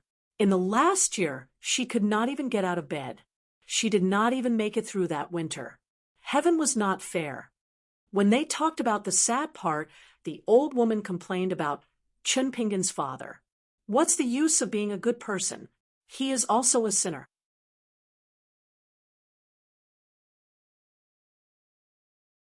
He is gone just like that, causing his wife and son to suffer for so many years." In the end, the old woman patted Chun Pingon's hand lightly. "Don't blame your father. Just take it that you and your mother owed him in your previous life. It's good that you have paid off your old debts in this life. It's a good thing. Maybe you will be reunited in your next life and enjoy life together." Chun Pingon accompanied Aunt Chun and sat obediently on the bench. He held the old woman's withered hand and listened to her complaints. He did not dare to retort. Pei Chien took a small stool and sat not far away. He gently nibbled on melon seeds and quietly looked at his master, who was a little unfamiliar to him. Pei Chien learned the languages of various places very quickly. He was very familiar with the Longquan County's dialect. Therefore, when the two of them chatted, Pei Chien could understand them. His master seemed to be chatting with the old woman. He was both sad and happy. Moreover, Pei Chien felt that it was very strange. His master was such an amazing person. No matter who he met, he would almost never be so respectful. It was as if no matter what the long-winded old woman said, it was always right. Master would listen to it and keep every word in his heart. Moreover, his master's current state of mind was very peaceful. Actually, before his master went down the mountain and came to the shop, Pei Chien felt that she had suffered a great grievance. It was just that her master wanted to practice his fist at Luo Pa Mountain, so she did not want to disturb him. Therefore, she stayed at the shop and stepped on the small stool in a daze. She was always depressed and could not raise the slightest bit of spirit to go out and wander around like before. When she thought of the few big white geese in the small town bullying passers-by again, Pei Chien became even angrier, because a few days ago she heard a lot of gossips in the small town. Actually, a few years ago, Pei Chien also heard it. It was just bits and pieces. At that time, Pei Chien felt that she was a Jianghu person and should be more magnanimous. Therefore, she did not teach them a lesson on the spot. She only secretly recorded it in a small account book and secretly hid it at the bottom of a small bamboo box.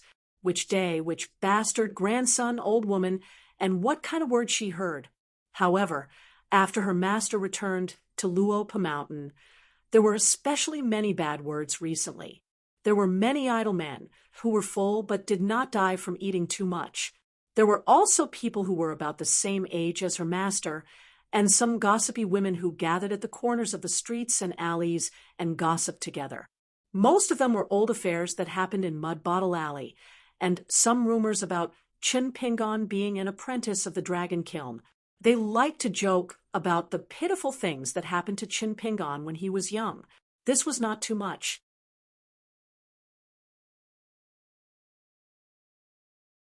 There were also some more disgusting words.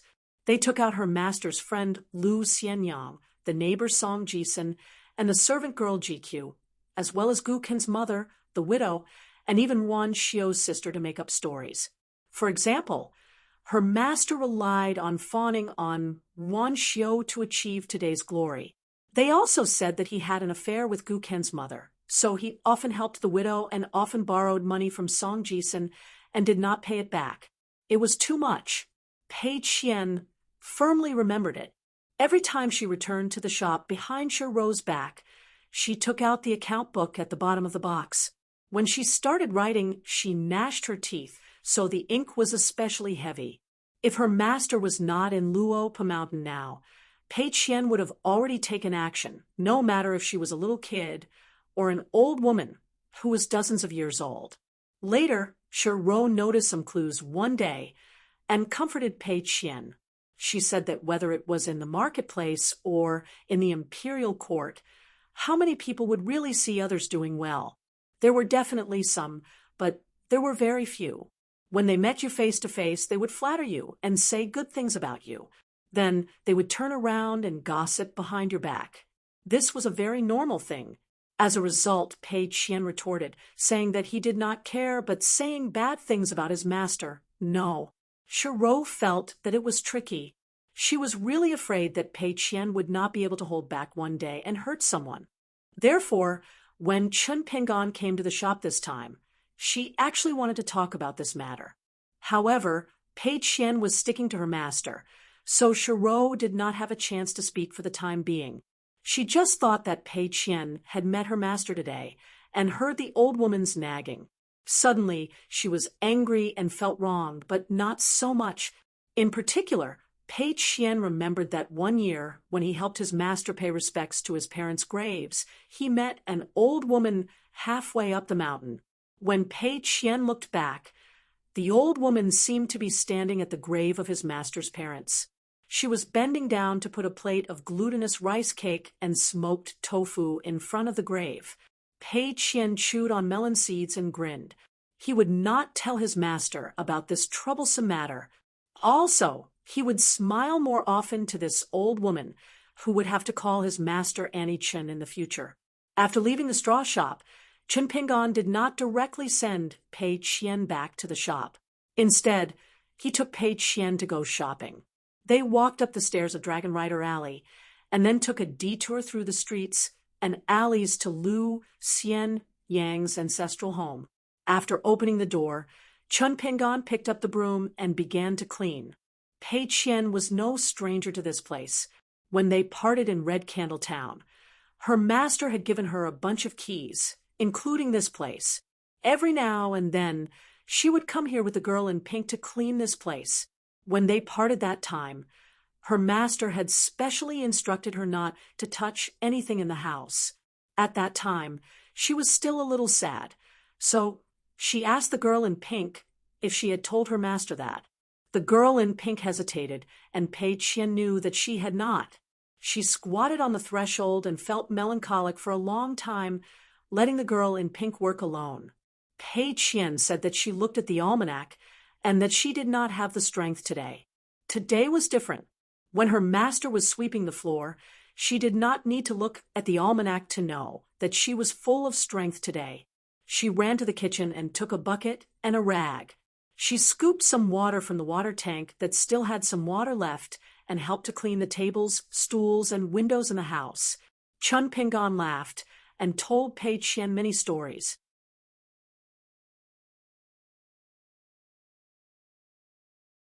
In the early years, how he went up the mountain and into the water with Lu Xianyang, how they set traps to catch wild animals, made slingshots, made bows and arrows, caught fish, caught birds, and caught snakes.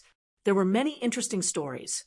When Chen Ping'an did not speak, Pei Qian had nothing to do.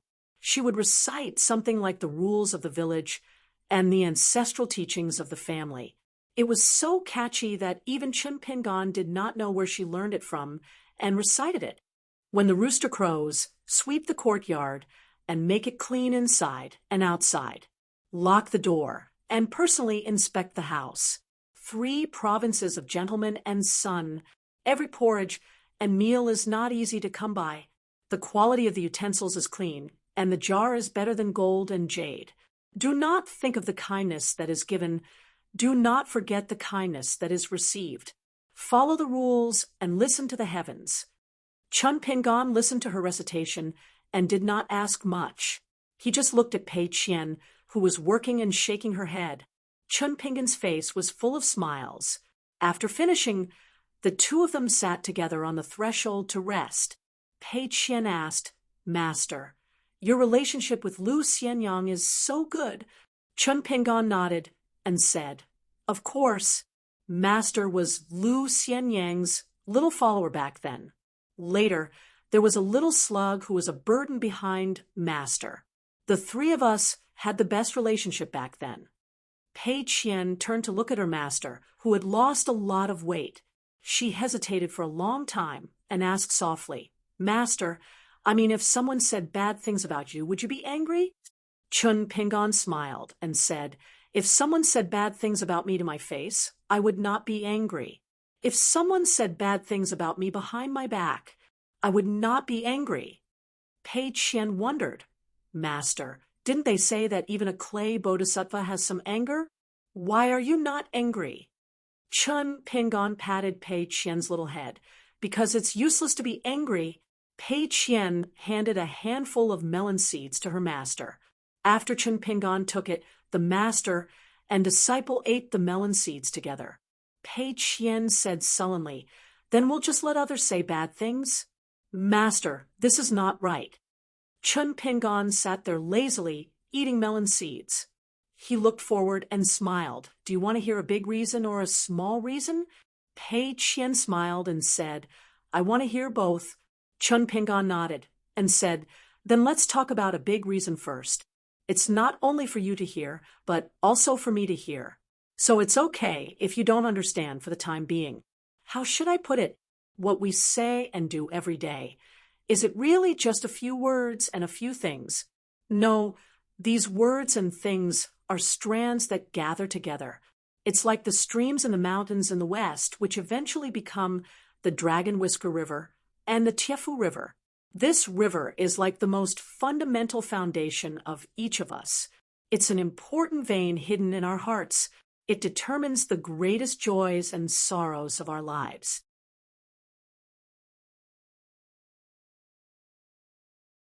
This long river of veins could hold a lot of fish, prawns, crabs, water plants, and stones.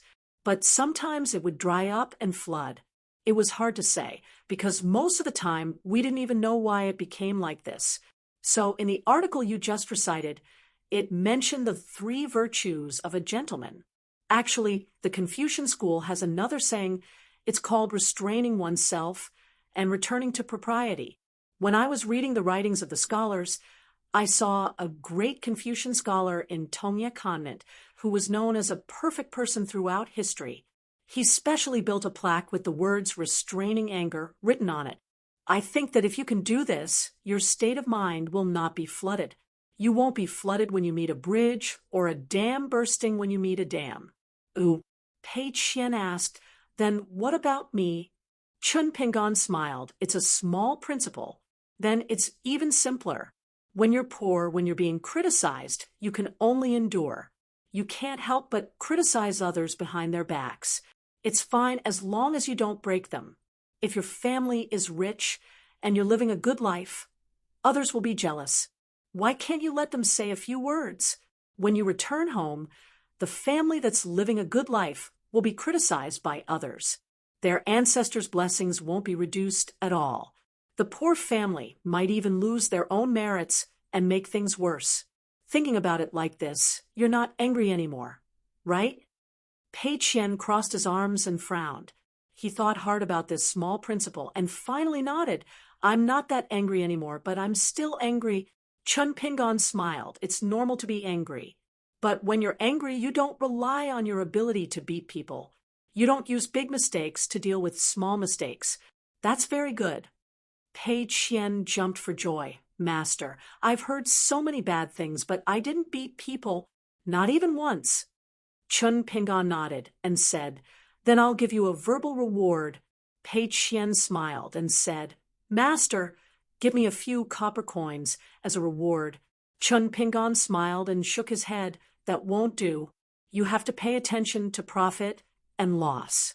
You can't be like this. Since you followed me as your master, you have to suffer this.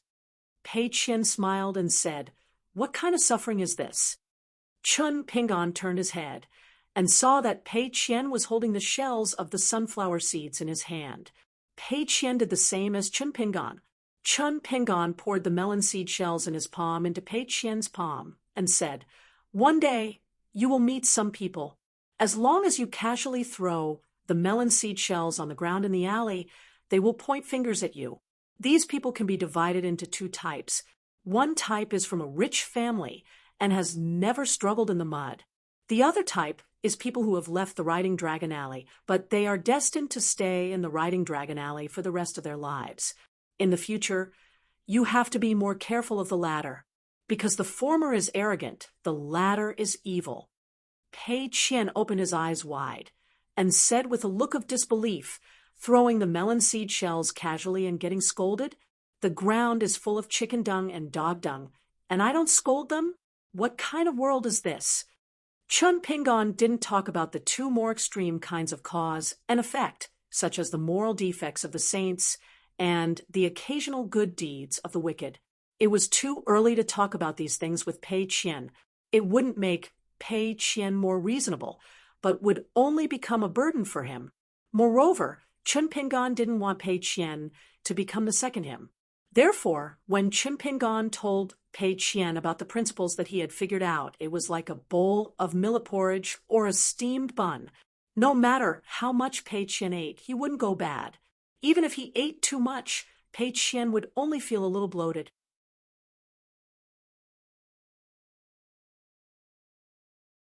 If he felt that he couldn't eat anymore, he could just put it aside first. On Pei Qian's side, Chun Pingon hoped that he wouldn't hand him a bowl of bitter medicine, a bowl of strong wine, or a dish that was too spicy. Chun Pingon smiled and said, The reason why I told you this is because I'm afraid that you will hide and sulk alone in the future. I just want you to know that there are such people in the world, and these people that you may not like may do something that you don't like, but they may do other things better than you. So, let's try to understand more about this world first. Pei Qian scratched his head. Master, my head hurts. Chun Pingon patted his head. It's enough to know the general meaning. In the future, when you travel the world, see more and think more. When it's time to act, don't be vague. Not all right and wrong will be vague. Pei Qian said timidly, Master, in the future, when I travel the world, if I don't go far, will you not buy me a little donkey? Chun Pingon smiled and said, Of course not. Pei Qian was relieved. That's good. I can go back to Luo Pa Mountain in time for dinner. Chun Pingon suddenly asked, How far do you plan to travel the world for the first time? Pei Qian's eyes turned sharply, but he couldn't think of a good idea, and he didn't want to lie to his master. So he was a little helpless. Chun Pingon said helplessly, At least go to Red Candle Town, right? Pei Qian was relieved. Fortunately, his master didn't ask him to go to Huangting, Dali, or other places so far away. He promised, No problem. Then I'll bring enough dry food and melon seeds. Chun Pingon smashed a chestnut. Pei Qian quickly endured the pain, but he didn't forget to cover his hand to prevent the melon seed shells from falling to the ground. Chun Pingon stood up, locked the door, and left the alley with Pei Qian. He casually picked up a branch on the side of the road. When there was no one around, Chun Pingon smiled and asked Pei Qian to scatter flowers. Pei Qian pecked at the melon seed shells in his hands like a chicken. Master, I'm starting. Chun Pingon nodded with one hand behind his back and the other hand holding the branch. Pei Qian shouted softly and threw the melon seed shells in his hands high. Chun Pingon didn't move, and neither did the branch in his hand, but the cuffs and corners of his green robe were already swaying without wind. Chun Pingon took a step forward, leaving only a green afterimage in his original position. The melon seed shells were hit by the sword tip and shattered one after another.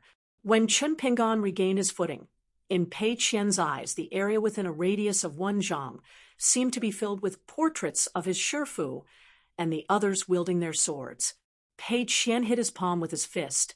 Master, your peerless swordsmanship is even stronger than my crazy demon swordsmanship. Amazing, amazing.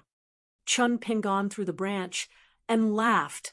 This is your crazy demon swordsmanship.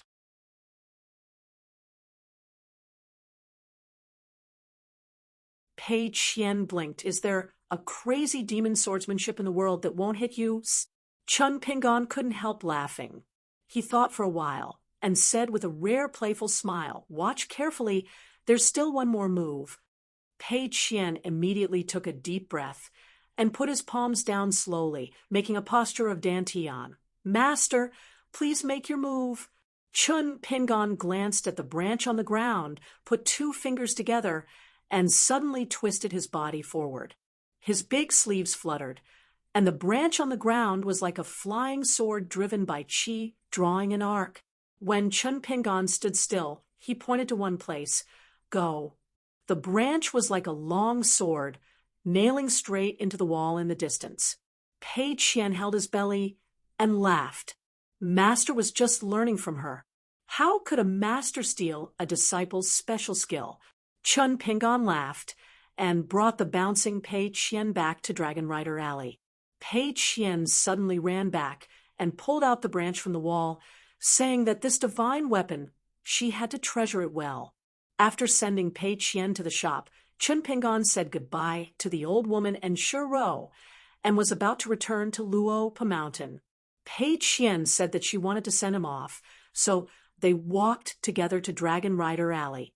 Chun Pingon reached the entrance of the alley and told Pei Qian to go back. Pei Qian ran back to the shop like a wisp of smoke. When she arrived at the entrance of the shop, she saw that her master was still standing in the same place. She waved her hand with all her might. After seeing her master nod, she swaggered into the shop and raised the branch in her hand high up. She smiled at Shiro, who was standing behind the counter, and said, Big Sister Shiro, can you tell what kind of treasure this is? Shiro looked at the charcoal girl in high spirits and didn't know what she was up to. She shook her head. Forgive my poor eyes. I can't see it.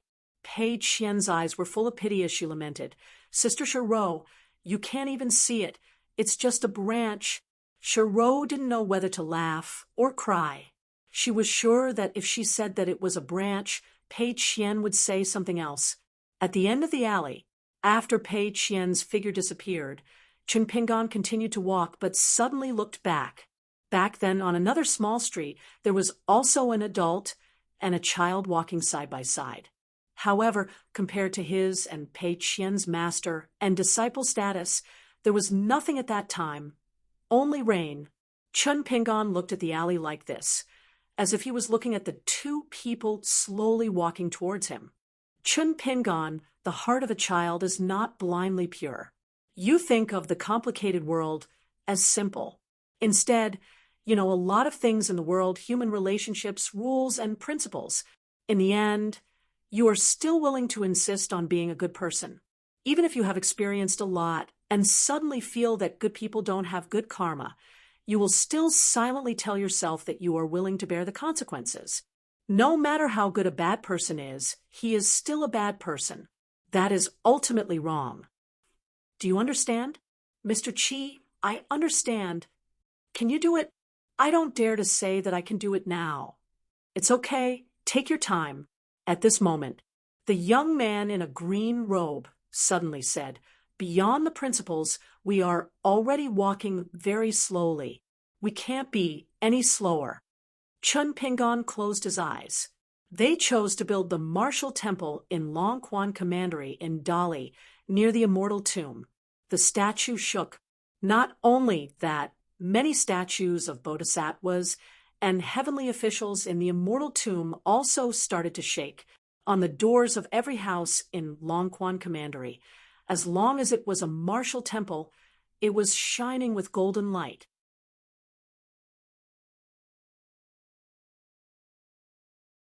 The towering statue in the martial temple in the small town seemed to be struggling to suppress it, trying to prevent its golden body from leaving the statue to worship someone.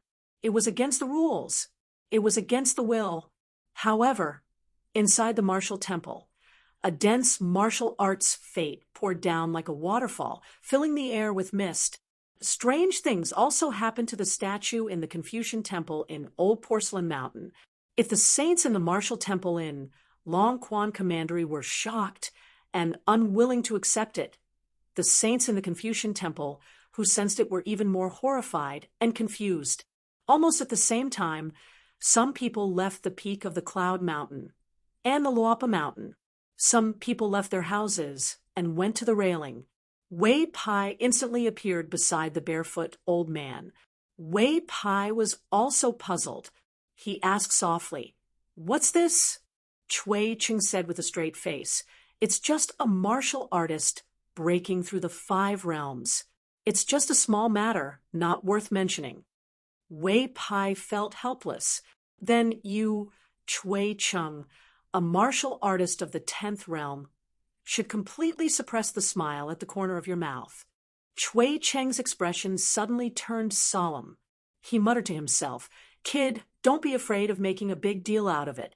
Whether you're a martial artist or a sword cultivator, no matter how reasonable you are, you should at least have some dignity, right?" Wei Pai felt a headache coming on. Chui Cheng frowned and said, "What are you spacing out for? Help me conceal my aura." Wei Pai hurriedly waved his sleeves, starting to circulate the mountain and water fate.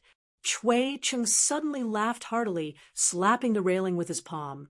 Wei Pai had also heard about the conversation at the end of the Dragon Rider Alley.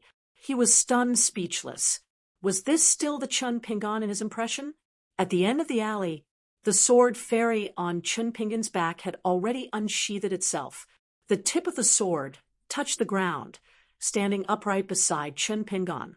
After Chun Pingan opened his eyes, he placed his palm on the hilt of the sword and looked into the distance. He smiled and said, "It's my business whether I want this martial arts fate or not. If I don't come, of course I can't."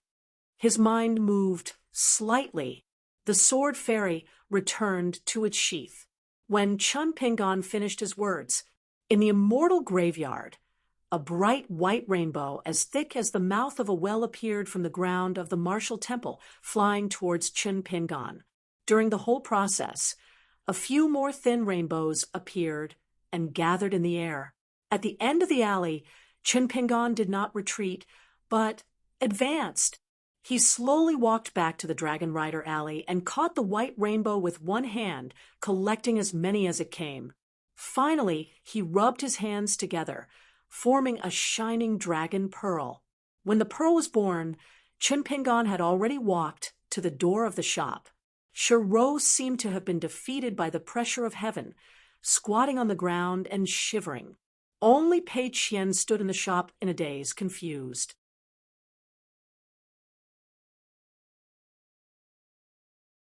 Chun Pingan stepped over the threshold, holding the shining pearl that was slowly rotating in his palm. He walked to Pei Qian, bent down and smiled. "Catch it?" Pei Qian stretched out her hands. Her eyes were as bright as the sun and moon of a blessed land. Chun Pingan put the pearl made of martial arts fate in Pei Qian's palm, and it disappeared in a flash. The world returned to silence. Pei Qian suddenly burped and said in a daze, "Master, what is this?" Chun Pingan smiled. "One of your principals." Pei Qian wiped his mouth, patted his belly, and said with a bright smile, "Master, it's delicious. Do you have more?" Chun Pingan bent down again, pulled Pei Qian's ear, and asked with a smile, "What do you think?" Pei Qian smiled. "You can have more. If you don't, it doesn't matter." Chun Pingan was about to speak, but he seemed to be pulled by someone and disappeared. He came to the bamboo house of Luopa Mountain and saw the old man and Wei Pai standing there. Wei Pai smiled and clasped his hands. "Congratulations," Chui Chung said expressionlessly. "Not bad." Chun Pingan was slightly relieved. It seemed that he could indeed go to the colorful clothes kingdom and the calm water kingdom. If he went now, he could eat a bowl of stir-fried meat with winter bamboo shoots made by the old woman and treat Senior Song to a hot pot. However, before Chinpingon could be happy for long, the old man had already turned and walked into the house, saying, "Come in. I'll let you, a great grandmaster of the 6th realm, see the glory of the 10th realm. Now that you've seen it, it won't be too late to leave when you can get out of bed and walk." Wei Pai ran away without saying anything. Only a sorrowful Chinpingon was left. Pei Qian actually didn't understand what had happened. When her master came and left for no reason, she put her hands behind her back and walked behind the counter. Looking at the female ghost who was still squatting on the ground, Pei Qian jumped onto a small stool.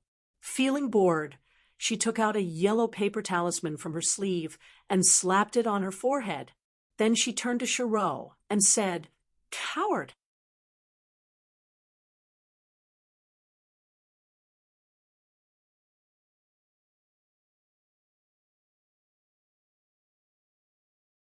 For 67, it was rare for Zhu Lian's courtyard to be so lively today.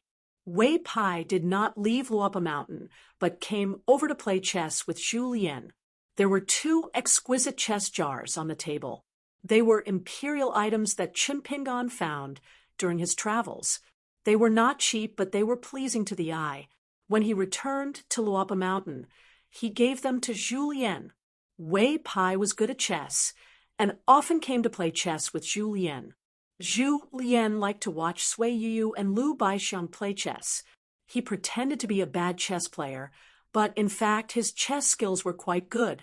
Although Zheng Dafeng's body was damaged in Old Dragon City and his martial arts path was cut off, his eyesight and intuition were still there.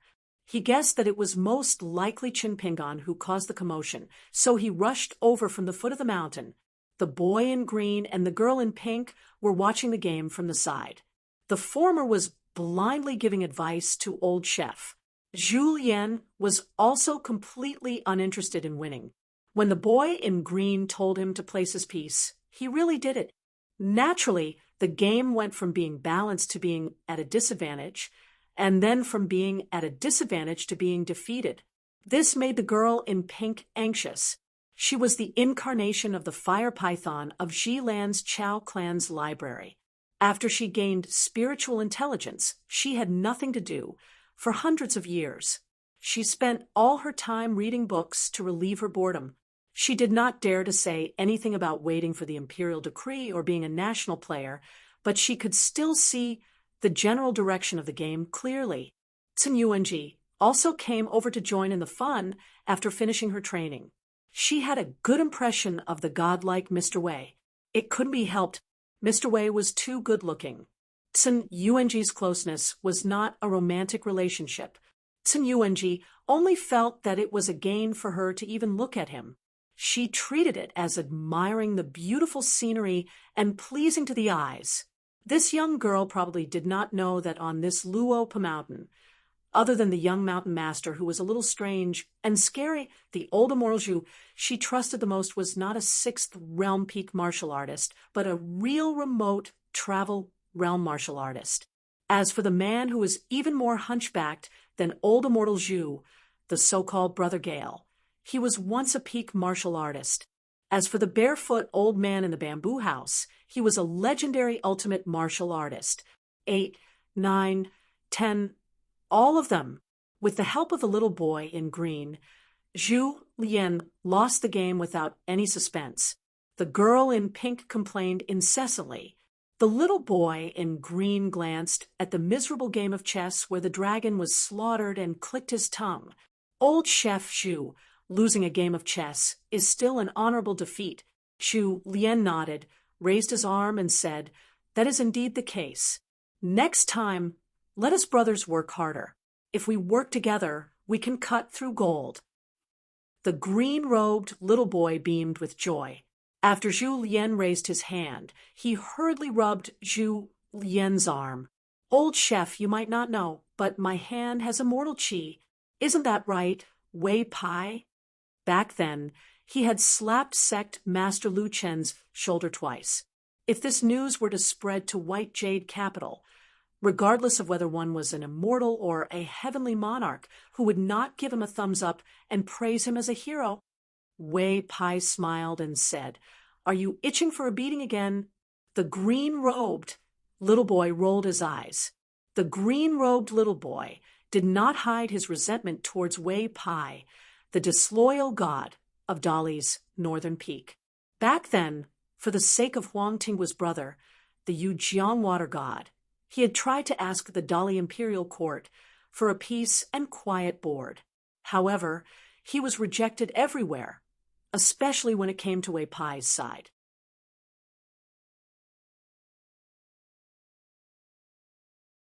Therefore, whenever there was a game of chess, the green-robed little boy would stand on Zhu Lian's side and cheer him on. If not, he would give Zhu Lian 120% of his strength. He wished he could defeat Wei Pai and make Wei Pai kneel and beg for mercy, losing so badly that he would never touch a chess piece again. In short, with him present, the game between Zhu Lian and Wei Pai had nothing to do with leisure or elegance. Zhu Lian suddenly said, "Have you two really decided?" The green-robed little boy snorted with his nose in the air.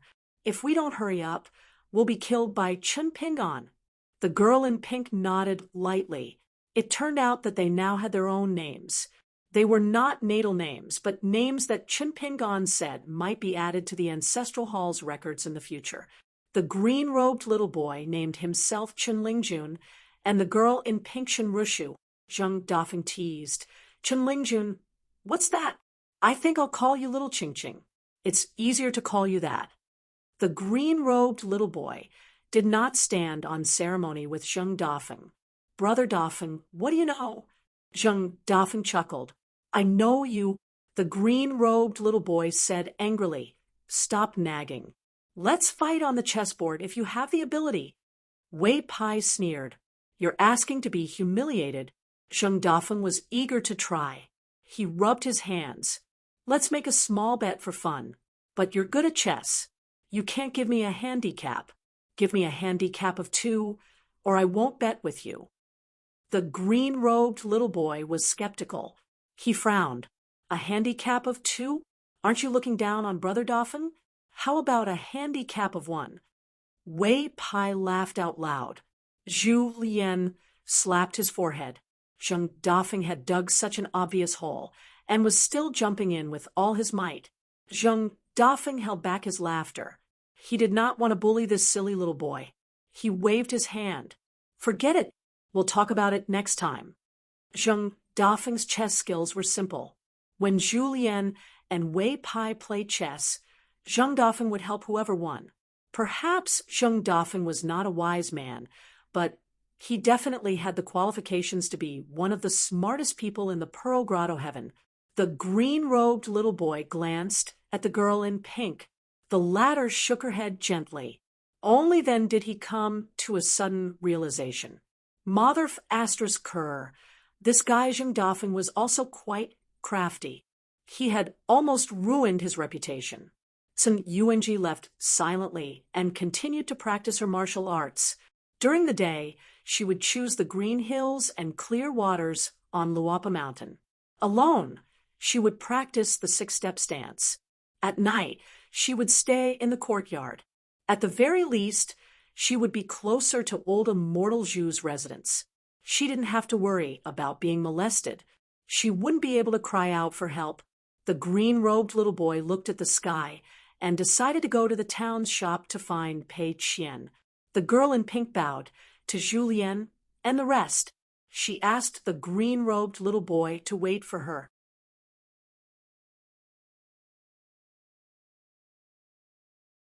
She did not have enough melon seeds in her pocket. After Sun Yuanji and the two little guys left, Zheng Dafeng said, "After this breakthrough, it's time to leave the mountain. It's good to be young. No matter how busy you are, you don't feel tired." Zhu Lian smiled. "Brother Dafeng is young and handsome. He just lacks a wife." Zheng Dafeng stretched out his hand and gestured twice. Brother Zhu, don't say such things. It's easy to make people hate you. I think you two have contributed a lot to Chun Pingan's eagerness to travel. Wei Pai stood up with a smile. I have to get busy with the banquet. In another 10 days, it will be noisy and troublesome. The courtyard returned to silence. Zhu Lian began to tidy up the chessboard. Zheng Dafeng sat in Wei Pai's original position and helped to put the pieces back into the chessboard jar. Zhu Lian said, "Guess, after my young master breaks through, will he talk to you? If he does, how will he start?" Zheng Dafeng said, "He will most likely go to the foot of the mountain to find me. He wants to ease my mind so that I won't feel awkward, but he probably won't talk much. He will probably just drink with me. Actually, I hope that this kid won't look for me. How many people do you think there are on Luapa Mountain now? If he works so hard when there are more people in the future and he has a mountain sect, will he be able to take care of everything? Will he still cultivate? Brother Zhu, you are the best at persuading people. If you have the chance, you should find Qin Pingan and have a heart-to-heart talk." Zhu Lian tidied up the chess pieces and said sadly, "It's difficult." Zheng Dafeng said for no reason, "Wei Pai plays chess. He has a good sense of propriety." Zhu Lian grunted and did not say anything more. Zheng Dafeng said gloatingly, "Now that Qin Pingan has broken through, that arrogant junior sister of mine in the medicine shop is probably going to suffer again." Zhu Lian smiled and said with some regret, "Cin Yuanji won't be much better." Zheng Dafeng said sneakily, "If Qin Pingan really said that at the cloud-padding mountain, then the Xie family's mayor will be the worst." Zhu Lian nodded and said, "In the lotus blossom-blessed land, there are a few men in the larger Jianghu sects who were not hurt by their senior and junior apprentice sisters when they were young. It seems that the vast world is not much different." Zheng Dafeng did not know why, but he thought of the dusty medicine shop in Old Dragon City. There, he spent his time flipping through books and basking in the sun. Holding the back of his head with both hands, Zheng Dafeng thought of a certain innocent girl who drank a large jar of medicinal wine. It was extremely bitter, but she could not help but drink it. But in the end, when he thought of the girl who often wandered in front of his eyes, Zheng Dafeng was so scared that he shivered. He swallowed and put his hands together, as if he was apologizing to someone. He said silently, "Miss, you are a good girl, but I, Zheng Dafeng, really do not have the fortune to enjoy it." Zhu Lian looked at the bamboo house. Zheng Dafeng asked, "How about a bet? Did Qin Pingan walk out horizontally or vertically?" Zhu Lian smiled and said, "My young master's martial arts are unparalleled, wise and powerful. Of course he walked out horizontally," Zheng Dafeng said helplessly. "Then what's the point of betting?" But in the end, out of Zhu Lian and Zheng Dafeng's expectations, Qin Pingan walked out of the bamboo house unscathed. Then Qin Pingan sat at the stone table by the cliff for the whole night.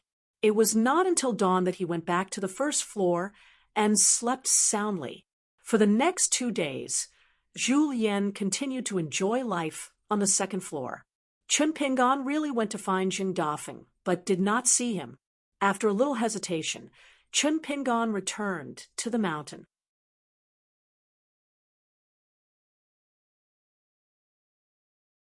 Then, at the sword room of the Oxhorn Mountain Ferry, one after another, messages for Qin Pingan were received by flying swords. First, there was Lu Jimao's reply from the Verdant Canyon Island, saying that Hong Su of the Chunting Mansion was no longer a female official in the mansion and had returned to the Zhu Xian Mansion as a gatekeeper. Lu Laoqing said to let nature take its course, and that the Verdant Canyon Island could only guarantee that she would be safe for the rest of her life. Then there was the news of the reconstruction of the Hengbo Mansion, but Zhang Yi took the wrong medicine and actually left the Verdant Canyon Island. He only asked for a low-grade offering jade tablet, an immortal secret manual, and a transcendent artifact. Then he ran off to a small, nameless sect in the Yulota Mountains, changing his name and becoming a guest elder. In the end, Lu Jimao gave Chen Pingan two choices. He had promised that if he survived this crisis, he would give him a great gift.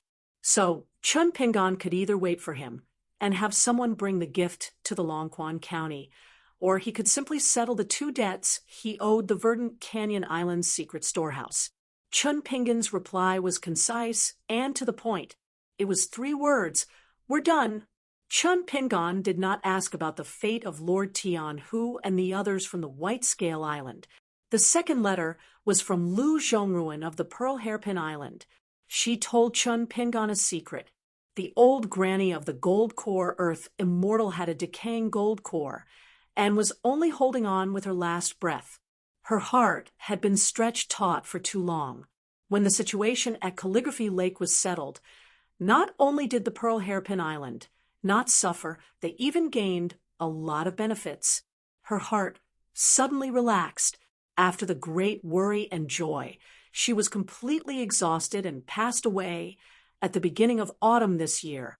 In the letter, Lu Zhongruan confessed that the old granny advised her not to be calculative about the money of the Waterhall's secret medicinal pills.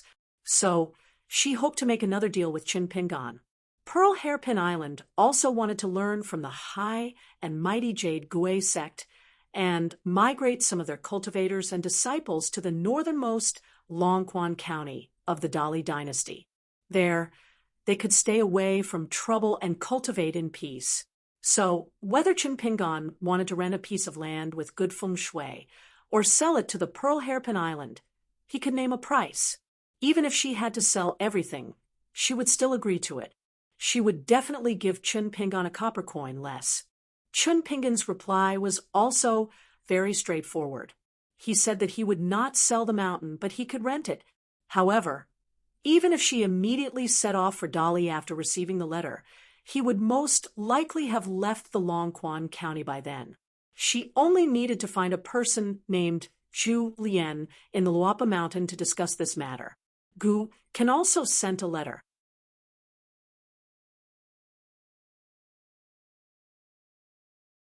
She roughly described the current cultivation progress of Tsung Yi and Ma Duyi, as well as the estimated amount of divine money needed for the first grand ritual of Zhou Tian.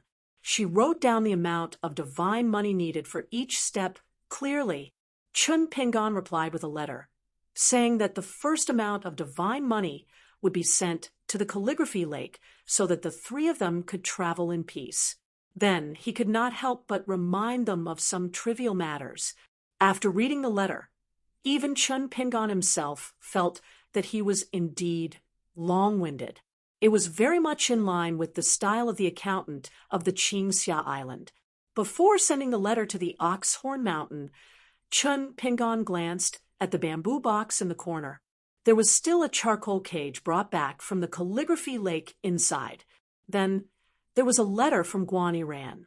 This son of the Guan family, who was born in Dali's top tycoon, jokingly said in the letter that when Dong Bancheng of the Longquan County came to Pond City, in addition to the rice wine that was exclusively brewed by Dong Shuijing and sold far away in the capital of Dali, he also had to bring a pot of good wine from Chen Pingan. Otherwise, he would not open the door to welcome guests.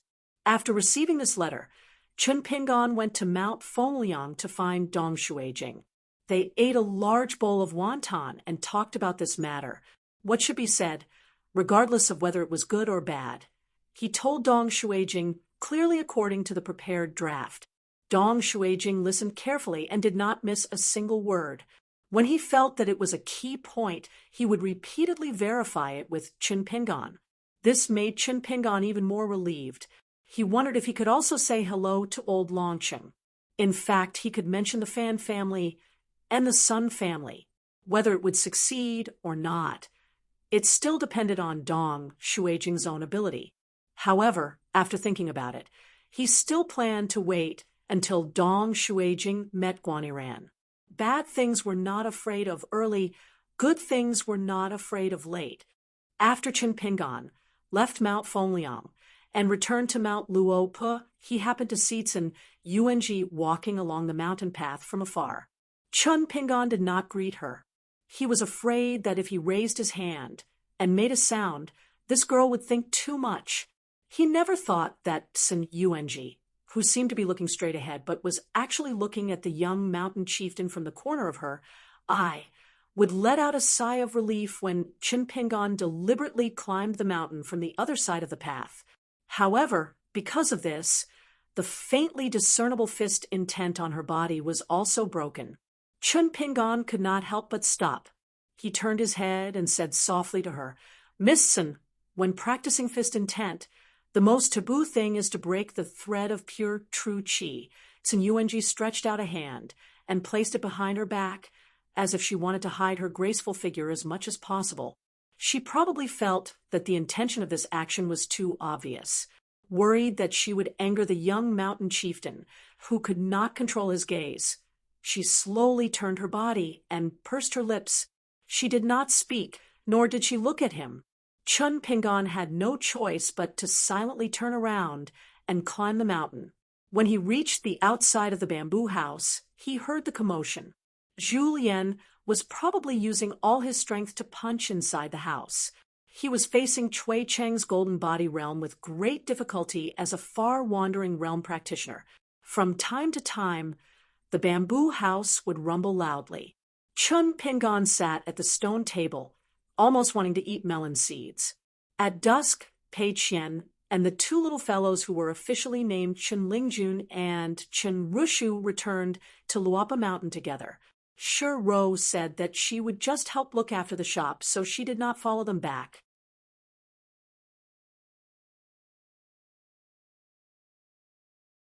The little girl in pink sat at the table with her head lowered, feeling somewhat guilty. The little boy in green casually sat opposite Chun Pingan and asked with a smile, "Master, what do you think of my new name? Is it awesome? Is it domineering?" Chun Pingan smiled and nodded. "It's very good." Then he turned his head and said to the little girl in pink, "Yours is also very good." Only then did the little girl in pink raise her head and smile bashfully. The reason why she chose this name was because she hoped that her relationship with her master would remain as good as it was for a long time, just like when they first met. However, Pei Qian was not satisfied with the two fellows acting on their own accord. He grumbled, "Master, every family has its own rules. I feel that they need to be taught a lesson. Forget it, let's not talk about Chin Chujian. She's silly and can be pardoned. But, Master, you don't know this fellow Chun Lingjun. When he goes to the shop in town, he can't wait to carve his name on the tables and stools." The little boy in green crossed his arms. "With such a bright name, if you didn't stop him, as long as he filled the shop with my name, I guarantee that his business will be booming and he'll be rich." Chun Pingan laughed angrily. "Don't give me any more trouble." The little boy in green suddenly became listless. Chun Pingan thought for a moment, is it because some of the mountain and river deities of Huangting country will also be participating in this night banquet? The little boy in green grunted and spread out his arms, sprawling on the table. The little girl in pink wanted to say something but hesitated. In the end, she still accompanied Pei Qian to eat melon seeds. Chun Pingan said, "I'll inform Wei Pai later and ask you to go to Mount Cloudy and stay by his side to participate in this banquet." The little boy in green raised his head and asked in confusion, "Why do you want to waste such a favor? Even if I pretend to be a hero, it's not real. As long as someone asks me to do something, I'll be exposed immediately." Chun Pingan smiled. "I have my own plans. I can let you be in the limelight without worrying. All you have to do is drink." The little boy in green did not believe him. "You're not lying to me?" Chun Pingan reached out and grabbed a handful of melon seeds. "Forget it if you don't believe me." The little boy in green jumped up and went behind Chun Pingan. He smiled mischievously. "Master, are your shoulders sore?" Chun Pingan replied, "My shoulders aren't sore, but my head hurts." The green-robed little boy withdrew his hand, resentfully. It was rare for him to be embarrassed. He casually found an excuse and went to look for the black snake to have fun. He glorified it by saying that he was helping his master to patrol the new mountains. Pei Qian turned to look at the back view of the little boy in green and sighed. What a child!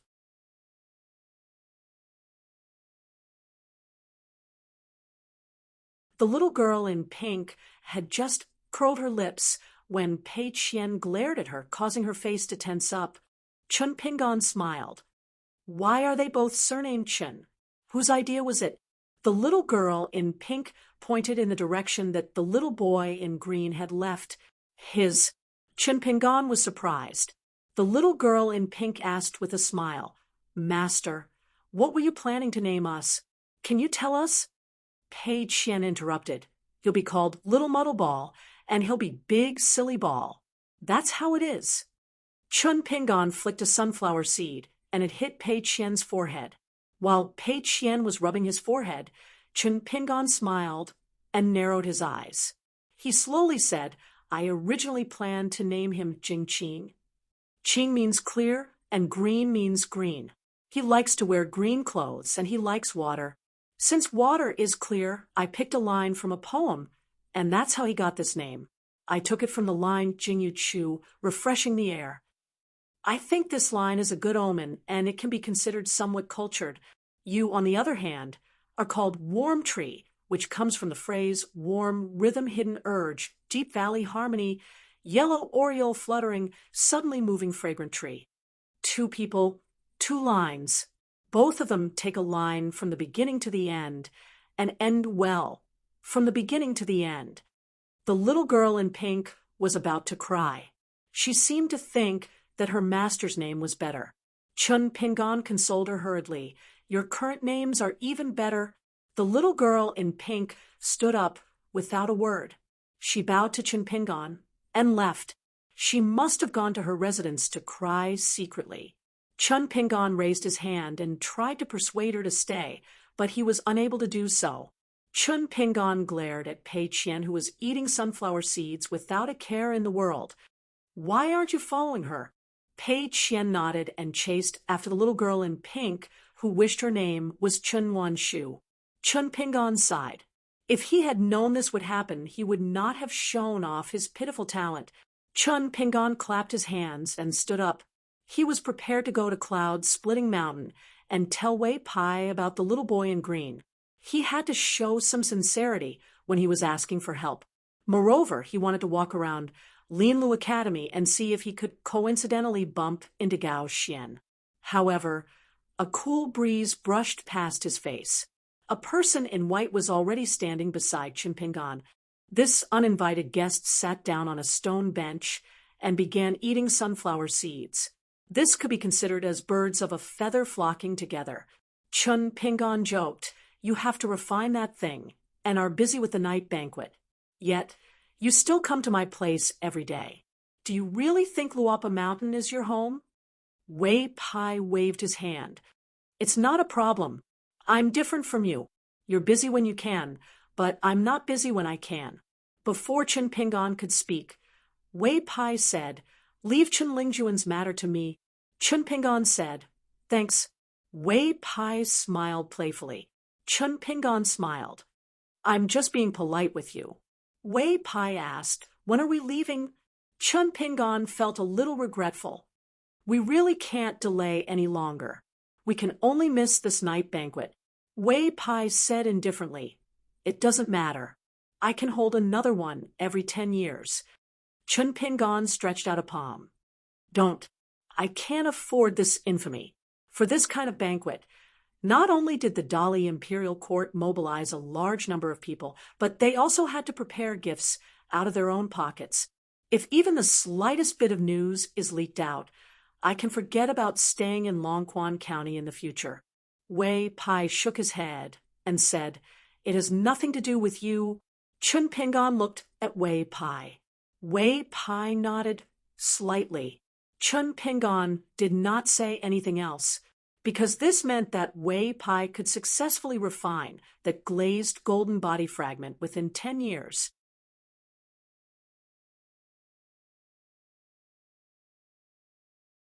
Wei Pai could rely on this opportunity to have a chance to ascend to the upper 5 realms.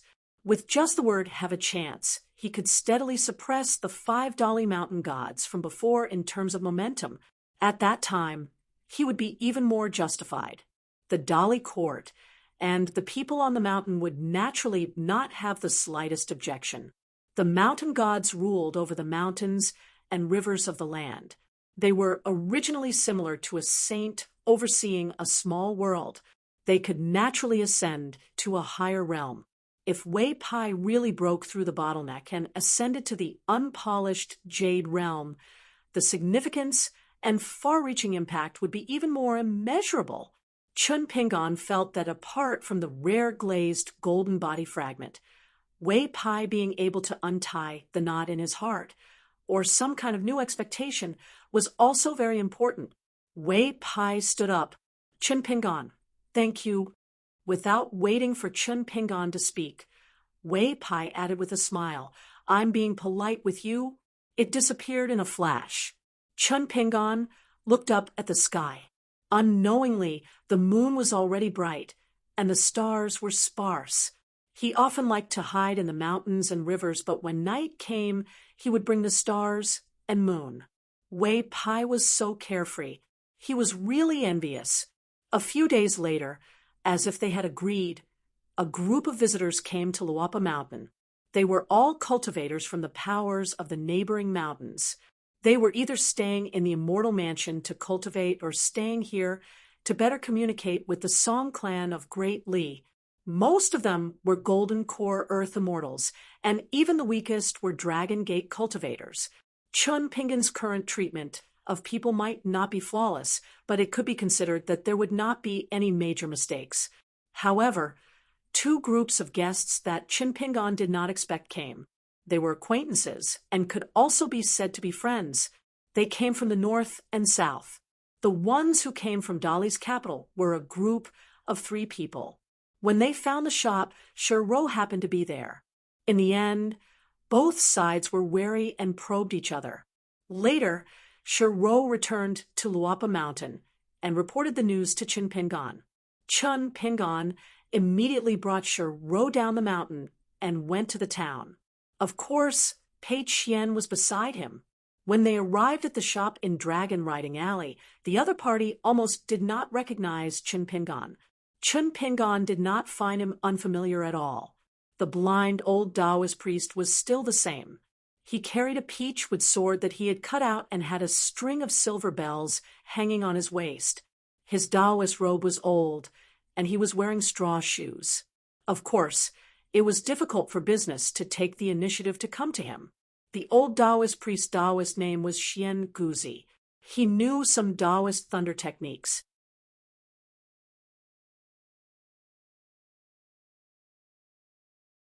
He traveled around with 2 picked-up disciples, but he did not get any advantage over the wedding dress ghost. He almost died. He also shared hardships with Chun Pingon. When they parted, the blind Taoist gave them a mountain search map that was handed down by his sect. Chun Pingon gave the lame boy who carried the banner a snake gallstone. The round-faced girl nicknamed Joer. Her blood could be used as the extremely rare talisman spring of the talisman sect, so her face was pale all year round. It was just that the little cripple was now no different from a young man. Joer was also much taller. Her round face was also thinner. Her face was ruddy. She was a slender girl. Li Baoping talked to Chun Pingon about Joer last time at Cliff Academy, saying that she missed her very much. The little girl in the red cotton-padded jacket and Joer were very congenial. The little cripple and Joer did not dare to recognize Chun Pingon. On the one hand, they had not seen each other for about 7 years.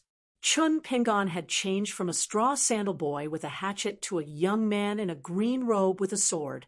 Even if he cultivated well in Luapa Mountain, he was still slightly thin. It was just that his cheeks were not as scary as the book Slip Lake. Otherwise, the 2 disciples of the old Taoist would not dare to recognize him. They finally determined the identity of Chun Pingon. The blind Taoist was very happy. Chun Pingon smiled and asked them if they had eaten. When they heard no, he took them to the best restaurant in the town. At the wine table, the old Taoist took a sip of wine, stroked his beard, and smiled. Mr. Chen, why is Miss Wan not in the shop now? When they parted that year, Chun Pingon asked them to look for Dragon Riding Alley and Wan Xiu when they came to the town. However, the old Taoist did not want to stay in the town at that time, so he still left. He wanted to make a big achievement in the capital of Dali and fight for great wealth. However, in the capital of Dali, where there were crouching tigers and hidden dragons, the old Taoist did not want to reveal his disciple Jiu-Er's background. Therefore, they could not make a name for themselves at all. After so many years, they just earned some real gold and silver. A few thousand taels was considered a lot of money for ordinary people in the market, but for cultivators, what was a few pieces of snow? It was really disheartening. During this period of time, the old Taoist heard about the matters of Longquan County intermittently. Of course, it wasn't through the immortal newspaper of the Immortal Inn. He couldn't afford to stay there or buy there. It was all bits and pieces of gossip that didn't require money. As a result, the old Taoist pieced together a truth that made the three of them look at each other. Wan Xiu, who served customers in the shop at that time, was very likely to be the only daughter of Saint Wan Qi. At first, the old Taoist was not shameless to return to the town, nor did he dare to. After all, the little cripple came from a bad background and spent a few years in the capital. Now he really could not stay there anymore, so he wanted to go back to Longquan County to try his luck. He did not expect that he was lucky enough to meet the main character, Chin Pingon. However, people's hearts were like water. The two sides were originally just strangers who met by chance. The blind Taoist was also not sure whether he could stay in the town. That was not what it used to be.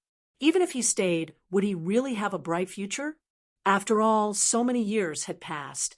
God knew what kind of character Chin Pingon had become.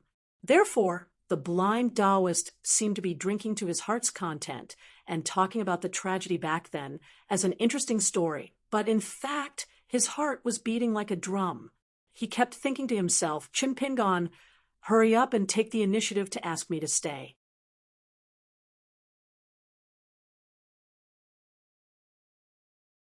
Even if it's just a polite beginning, I will climb up the pole.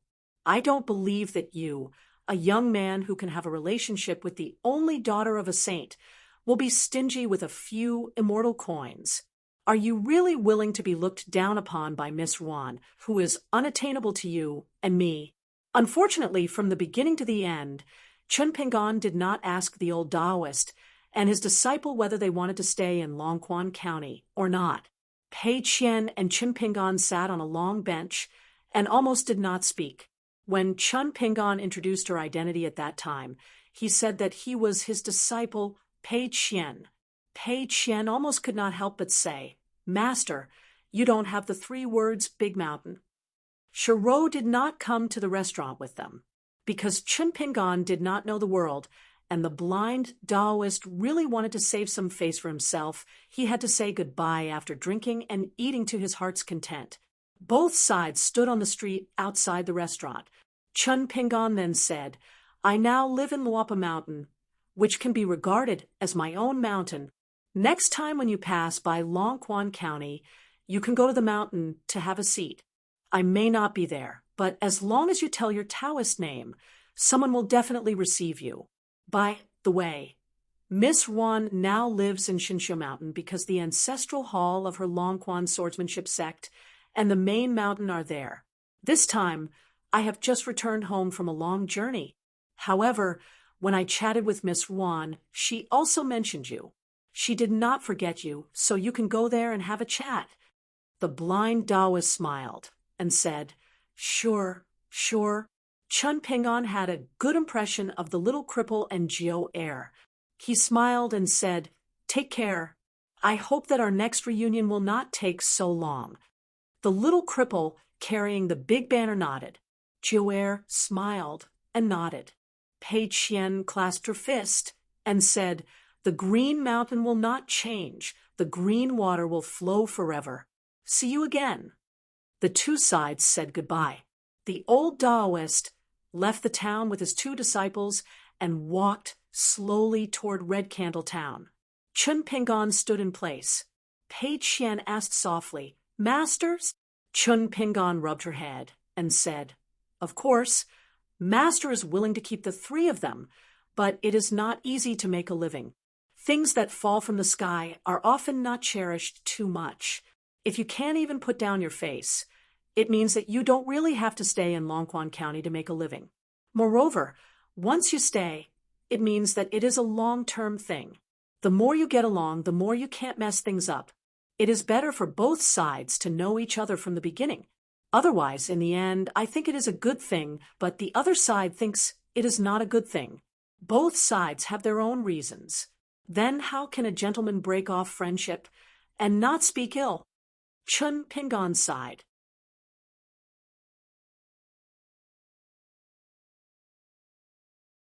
Of course, it is also possible that Master is wrong, so Master will let Wei Pai keep an eye on them.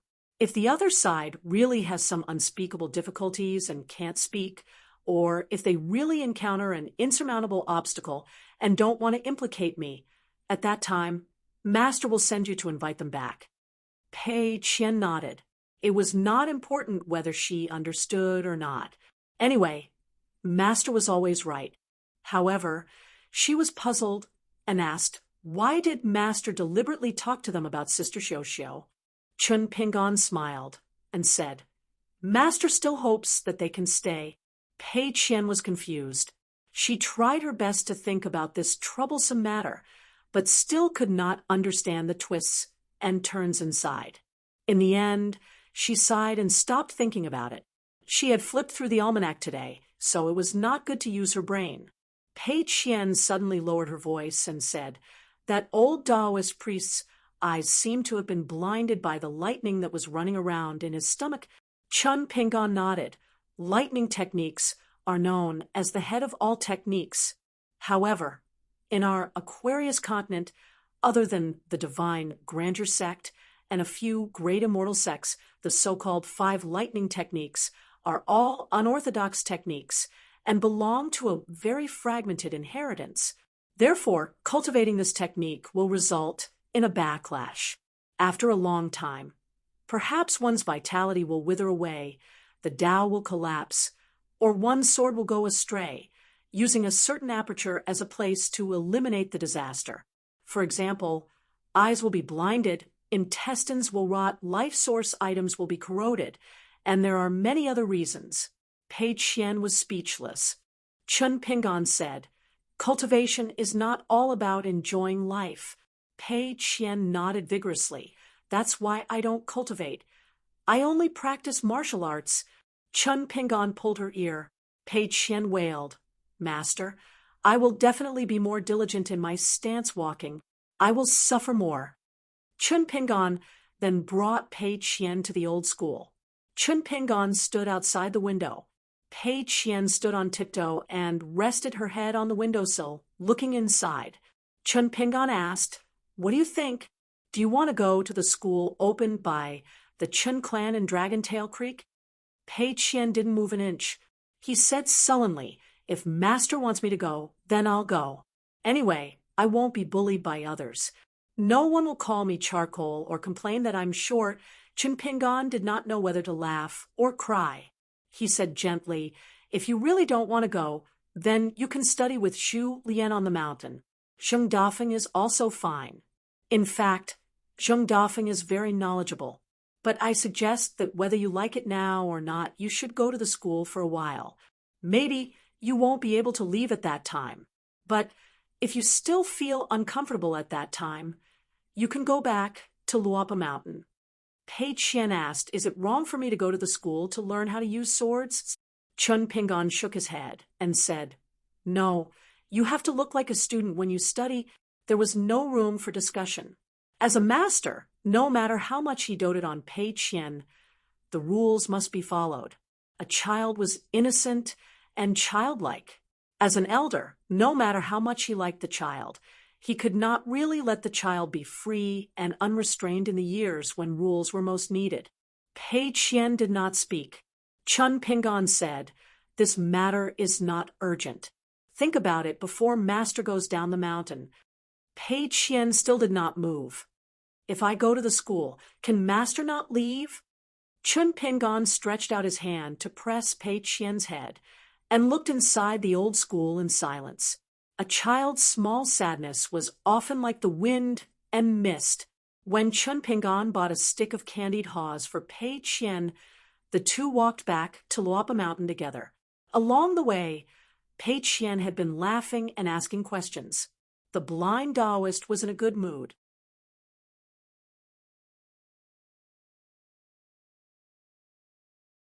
He told the little cripple and Zhou in private that they only needed to wander outside for a year and a half, and then they could return to Longquan County to make a name for themselves.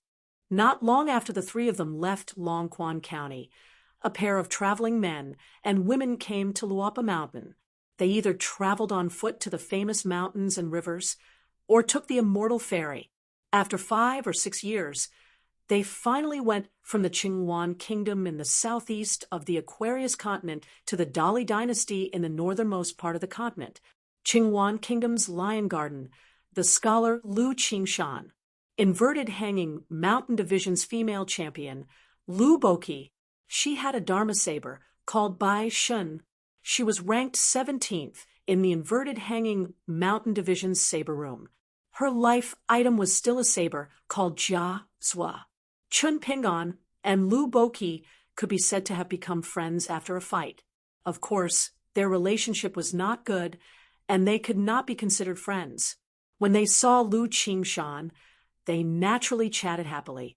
Compared to Lu Boqi's domineering rampage in the Lion Garden, Lu Boqi was much more restrained in Luapa Mountain. Firstly, Chun Pingon looked more and more strange now. Secondly, the stooped old servant named Zhu Lian was even more difficult to deal with. The third point was the most important. Not only was the bamboo building filled with immortal qi, it was extremely outstanding. Moreover, there was an astonishing atmosphere on the second floor. Lu Boqi was good at this point. She was not shy. "I am stronger than you, so I won't be polite with you." If they took turns to be romantic, she would not feel unhappy. She accepted it. Chun Pingon led the two of them around Luapa Mountain and to the ancestral temple at the peak. Lu Qifeng said that other than to see Chun Pingon, they also wanted to be in a favorable position to see the powerful god's night feast. Of course, they would definitely go to Linlu Academy. Of course, Chun Pingon agreed. He said that when the time came, he would arrange a suitable spot for the two of them to view the scenery at Linlu Academy on Cloud Pinning Mountain. It was a good thing that Lu Qingfeng was more heroic than when he was in the study room of the Lion Garden. Besides being a famous scholar, Lu Qingfeng was more heroic now. A hero might not be a saint, but which saint wasn't a true hero? A day later, Chun Pingon realized that something was wrong. After seeing Zhu Lian, Lu Boqi actually called him Old Mr. Zhu. Moreover, she was extremely sincere. He did not ask Wei Pai, but Huangting Country's old dragon to arrange for Lu Qingfeng to stay at Linlu Academy. After that, Chun Pingon and Zhu Lian returned to Luapa Mountain and asked about it on the way. Zhu Lian chuckled. This old servant was just speaking casually, using a phrase from a book. Lu Boqi appreciated it. Chun Pingon was even more curious. "What do you mean?"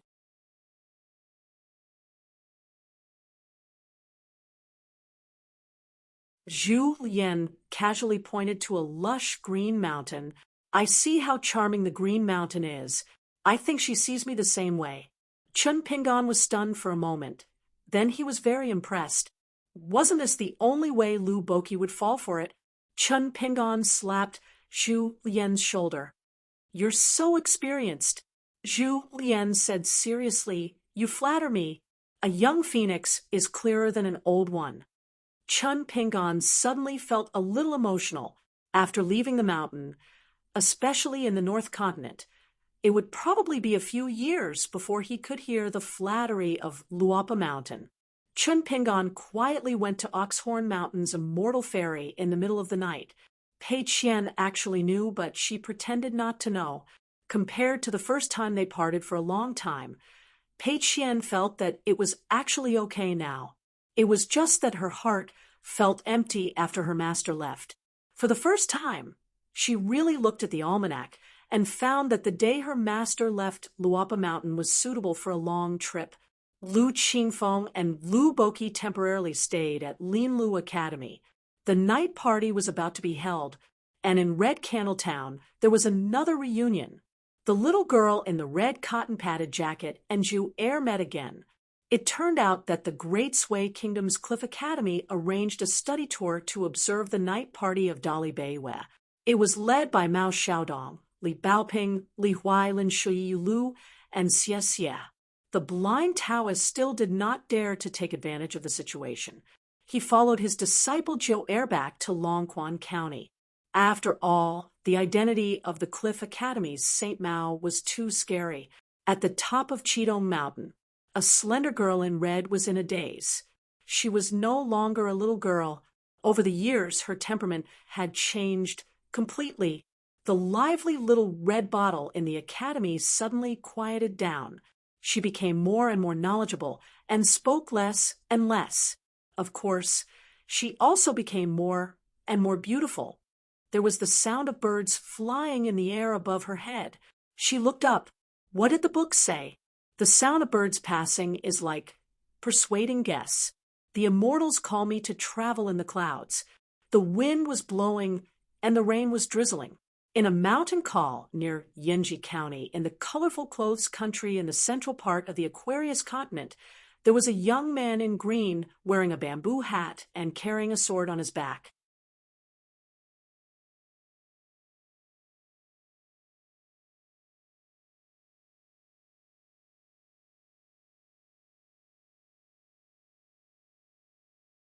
For 68. Unexpected or not. The young swordsman in green robes with a sword on his back traveled through the familiar low mountain range. Compared to the time when he traveled with Zhang Shanfeng, it was like a ghost town with no life force. Now, there was not a bit of yin energy. Not to mention that it was a beautiful place with abundant spiritual energy. It was still green mountains and clear waters. It was far better than before. Moving forward based on his memory, he finally came to a familiar old house in the night. There were still 2 stone lions guarding the door, and it had changed slightly. Now, there were spring festival couplets hanging and painted door gods pasted on it. After knocking on the door, he waited patiently. An old granny bent over and held a lantern in her hand. She opened the door with some difficulty and saw a young man who took off his bamboo hat and had a bright smile on his face. He was quite tall, but a little thin. He also carried a sword on his back. He looked like a wanderer who had traveled far away. The old granny's face was pale. It was really scary in the middle of the night. She tried not to scare the visitors. After all, the house had survived the crisis and even benefited from the disaster. There was no need to deliberately scare away the ordinary teachers, lest they be implicated. The old granny asked softly, "Young master, do you want to stay the night?" The young man smiled and said, "Not only do I want to stay the night, but I also want to drink wine. I want a big bowl of fried meat with winter bamboo shoots as a side dish." The old granny was stunned. Then tears filled her eyes. She asked in a trembling voice, "Are you young Master Chen?" The person who came was Chun Pingon, who had traveled south alone. Chun Pingon smiled and said, "Old granny, are you feeling well?" The old granny quickly grabbed Chun Pingon's hand, as if she was afraid that this great benefactor would leave after seeing her. She raised the hand holding the lantern and wiped her tears with the back of her dry hand. She looked emotional and said, "Why did you come so late? How many years have it been?" "With my body. If young Master Chen didn't come, I wouldn't have been able to hold on. How could I cook for my benefactor? I have wine. I have all left for young Master Chen." You haven't come for so many years, but every year you can drink as much as you want. Chun Pingon put the bamboo hat under his armpit and gently held the old granny's hand. He said guiltily, "Old granny, I'm late." The old woman quickly turned her head and shouted, "Master, madam, young Master Chin is here. He really is here." Ooh. Back then, in order to prolong his wife's life, the man who didn't hesitate to become a ghost servant, Yang Huang, was dressed in a scholarly robe. He quickly rushed to the door with a woman with a radiant expression. When the couple saw Chun Pingon, they were about to kneel and kowtow. No amount of words would be enough to repay the great kindness of the past. Chun Pingon wanted to stop the two of them, but his arm was held tightly by the old mama. It was obvious that she wanted Chun Pingon to accept this great gift. Chun Pingon could only give up. Yang Huang and his wife Ying stood up. Only then did the old maid let go of her hand. Yang Huang and his wife smiled at each other. In the blink of an eye, the young man of the past had become a young master. Although he looked a little thin and haggard, he looked more like a true sword immortal. How nice! The group walked into the house. Chun Pingon naturally helped the old granny close the door. Yang Huang and his wife smiled knowingly. The old granny who was robbed of her job was still a little grumpy. She said that this kind of rough work that didn't require much effort did not need to trouble young Master Chin. The old granny said that she wanted to start a fire in the kitchen and make a midnight snack. Chun Pingon said that it was too late.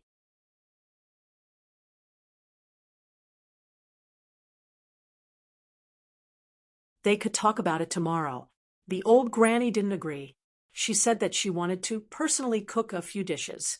She took it as a lack of hospitality and reluctantly considered it a welcome dinner for young Master Chin.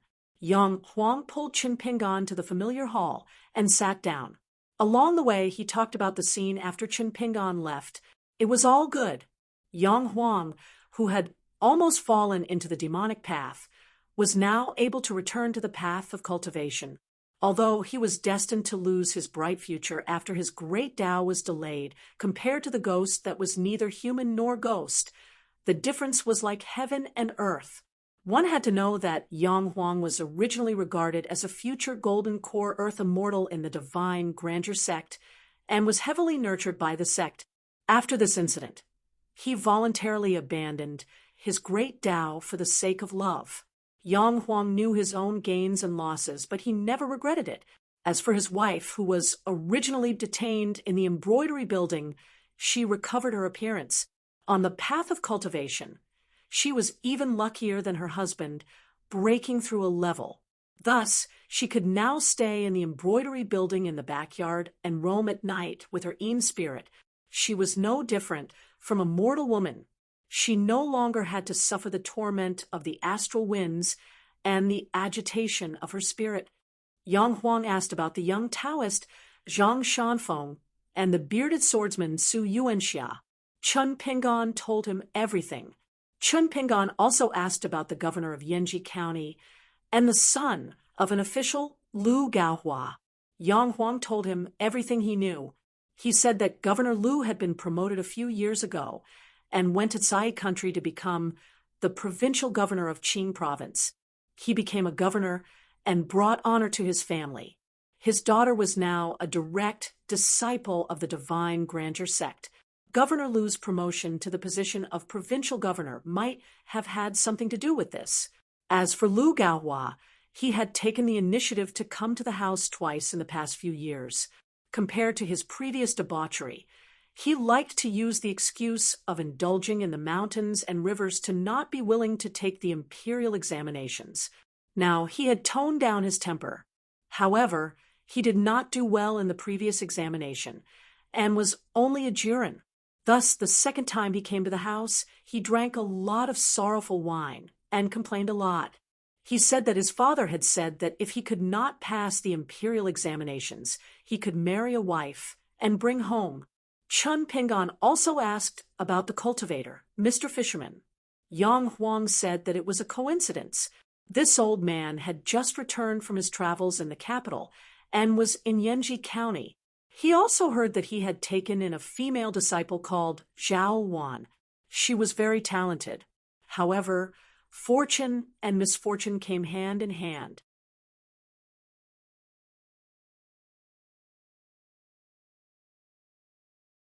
The old man also had some troubles. It was said that the leader of an immortal master in Tsai country had taken a fancy to Zhao Wan. He hoped that the old man would give up his disciple and promised a great gift. He was also willing to invite Mr. Fisherman to be a consecrator of the mountain, but the old man did not agree. Chun Pingan listened quietly and asked, "What's the reputation of this immortal master? What's his realm?" Although Yang Huang had been a ghost for many years and damaged his soul and cultivation foundation, he was still a proud son of heaven who came out of the divine grandeur sect. In addition, he no longer had any burdens. Thus, he did not fear the leader of an immortal master in Tsai country. He smiled and said, "It's probably because he entered the Dragon Gate realm a few years ago that he became a little arrogant." Everyone in the mountain became impetuous and began to wantonly take in new disciples. The good and the bad are mixed together. Originally, the sect had a good reputation, but now it's no longer the same as before. Chun Pingan nodded and said, "I understand. I'll ask around more." Yang Huang smiled and said, "What I said is based on hearsay. It's not accurate." The wine and dishes were served on the table. The wine was brewed by himself with a lot of effort. The dishes also looked, smelled, and tasted good. The woman and the old granny sat down. This house was not so old-fashioned. Perhaps because she wanted Chin Pingan to drink more, the old granny gave the master and Madam Tsai Country's specialty wine cups. She only gave Chin Pingan a big wine bowl. Yang Huang stood up respectfully and toasted Chin Pingan. His wife Ying and the old granny also stood up. Chin Pingan could only hold the wine bowl and stand up. He said helplessly, "If this continues, I won't dare to be a guest next time." After Yang Huang finished the wine in one gulp, he said jokingly, "We'll talk about it when benefactor comes next time." Chun Pingan finished the wine in the bowl in one gulp. The old granny was anxious. She was afraid that he would drink too quickly and hurt his body. She quickly advised, "Drink slower, drink slower. The wine can't run out of the bowl." Chun Pingan smiled and said, "Granny, my alcohol tolerance is not bad. I'm happy today, so I'll drink more. At most, I'll get drunk and fall asleep." The old granny poured wine into Chin Pingan's bowl, while still nagging, "No matter how good your alcohol tolerance is, you still have to drink slower. If you drink slower, you can drink more." Chun Pingan nodded and said, "All right, then I'll drink slower. I'll listen to Granny." Chun Pingan roughly explained his journey. He said that he left Tsai country and went to Shushui country. Then he took the immortal ferry and followed the dragon path to Old Dragon City. He took the cross-continent ferry and went to Inverted Hanging Mountain. He did not return to Aquarius Continent directly. Instead, he went to Tongyi Continent and then to Old Dragon City. He went to Qing Wan country before returning to his hometown.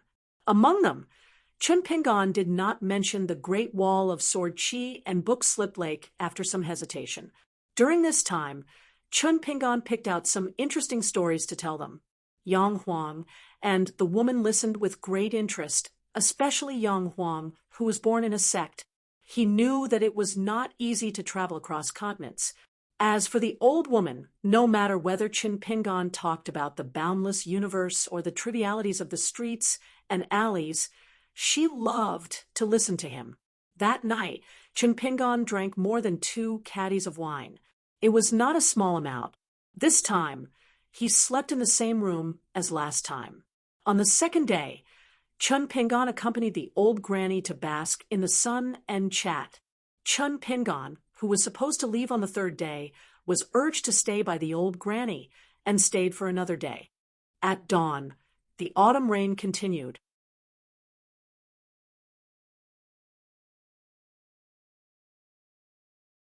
Chun Pingon put on his bamboo hat and said goodbye to the three people at the door of the old house. However, the old granny said that although the autumn rain looked light, it was actually harmful to the body. She insisted that Chun Pingon put on the green raincoat. Chun Pingon had no choice but to wear it. As for the blade-strengthening gourd that revealed his identity as the Sword Immortal, he naturally gave it to the old granny. Before leaving, the old granny stood under the eaves and held Chun Pingon's hand. "Don't think that I'm talkative. I won't be willing to come again in the future." Chun Pingon said softly, "How can that be? I love wine, and I'm greedy. Granny, you don't know how many times I've thought about the wine and dishes here over the years." The old granny lowered her head and wiped her tears. "That's good. That's good." Chun Pingon held his bamboo hat and said goodbye softly. He slowly left. After walking for a distance, the young swordsman suddenly turned around and walked backwards. He waved goodbye to the old granny and the couple. The old granny shouted, "Young Master Chun, don't forget to bring Miss Ning next time. She'll be a guest here too." Chun Pingon blushed slightly and said loudly, "Okay." In the rain, the young man wearing the bamboo hat and the green raincoat gradually disappeared. The old granny was sad. Yang Huang was worried that she couldn't withstand the cold autumn rain, so he let the old granny go back first. The old granny waited until the young man's figure was completely out of her sight before she returned to the house. The old granny's voice was soft and gentle. She called softly, "Husband." Then she felt a little ashamed and didn't continue. Instead, she apologized. "Husband, please don't blame me for being vulgar." The thought in her mind disappeared immediately. She murmured, "How can I let young Master Chun be distracted by these trivial matters? Husband, you did well by not mentioning it at all. We shouldn't be so greedy." Yang Huang held her hand and said with a smile, "You're doing it for my sake."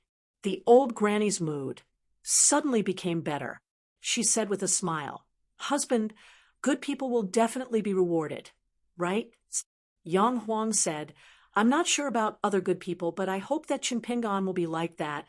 The old granny smiled sweetly. "I suddenly feel that young Master Chun is just coming to our house to drink. I'm very happy." Yang Huang nodded and said with emotion, "It's autumn, but it's like a spring breeze." In the rain, Chun Pingon took a slight detour and came to a mountain deity temple that the colorful clothes nation's imperial court had just added to the mountain deity register. He strode in. It was early in the morning during the autumn harvest.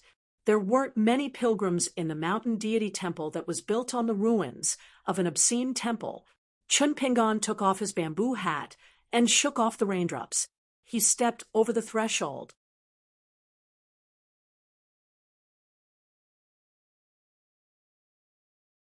He no longer deliberately hid his fist intent and chi.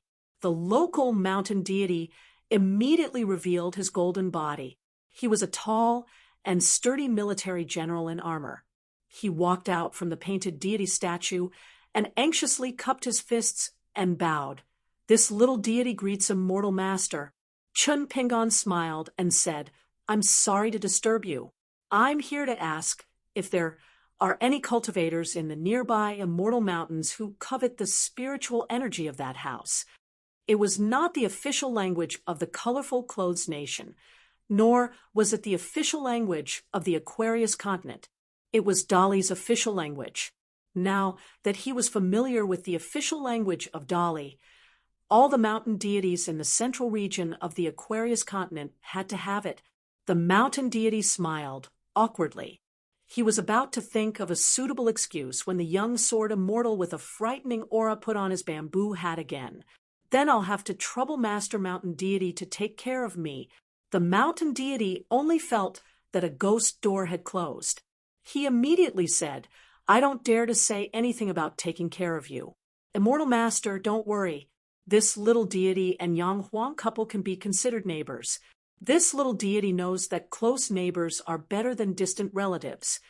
Before Chun Pingon cupped his fists and left, he reminded with a smile, "Just treat it as if I've never been here.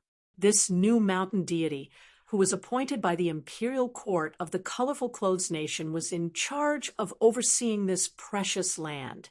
He quickly nodded and understood. If he was not smart enough, he would not have the ability to fight for this delicious cake just by relying on his merits in life and merits after death. A deity ruling over a land was actually no different from climbing up the ranks of the officials. Chun Pingon left the mountain deity temple. The mountain deity slowly paced back and forth in the main hall. He finally decided that he would not provoke that house in the future. No matter how much spiritual energy there was, it was not something he could take a share of. Chun Pingon went to the colorful clothes nations to Tuaji County. He handed in a customs document at the city gate. It was a brand new household registration document that way Pai got him. Of course, it was still from Dolly's Longquan County. He asked along the way and finally found out the location of Mr. Fisherman's house. It was a quiet alley with only the sound of rain. Chun Pingon knocked on the door knocker. Soon, a tall and thin young man with a wooden expression walked out. After seeing Chun Pingon, the young man hesitated, as if he was not sure of Chun Pingon's identity. Chun Pingon smiled and greeted Zhao Shusha. The young man was surprised and said, "Mr. Chun." Chun Pingon nodded and looked at the tall and thin young man. There was not much fist intent, but it was pure. He should be a third realm martial artist for now, but there was still a long way to go before he could break through. Although he was not like Tsin Yuanji, who could be seen through at a glance, Chun Pingon liked Zhao Shusha's intention more. It seemed that Zhao Shusha had been practicing the 6-step stance that he had secretly learned all these years. The young man was Zhao Shusha, the one who held a hatchet to protect a little girl. Zhao Shusha closed the door and led Chun Pingon into the backyard of the house. Chun Pingon smiled and asked, "The stance that I taught you back then, have you finished it 100,000 times?" Zhao Shusha was a little embarrassed and scratched his head. According to what Mr. Chun said back then, each time counts as one punch. All these years I did not dare to slack off, but I was too slow. I only finished 163,000 punches. Chun Pingon asked, "Have you ever fought with an enemy or been taught by an expert?" Zhao Shusha shook his head and said, "Never." Chun Pingon was relieved.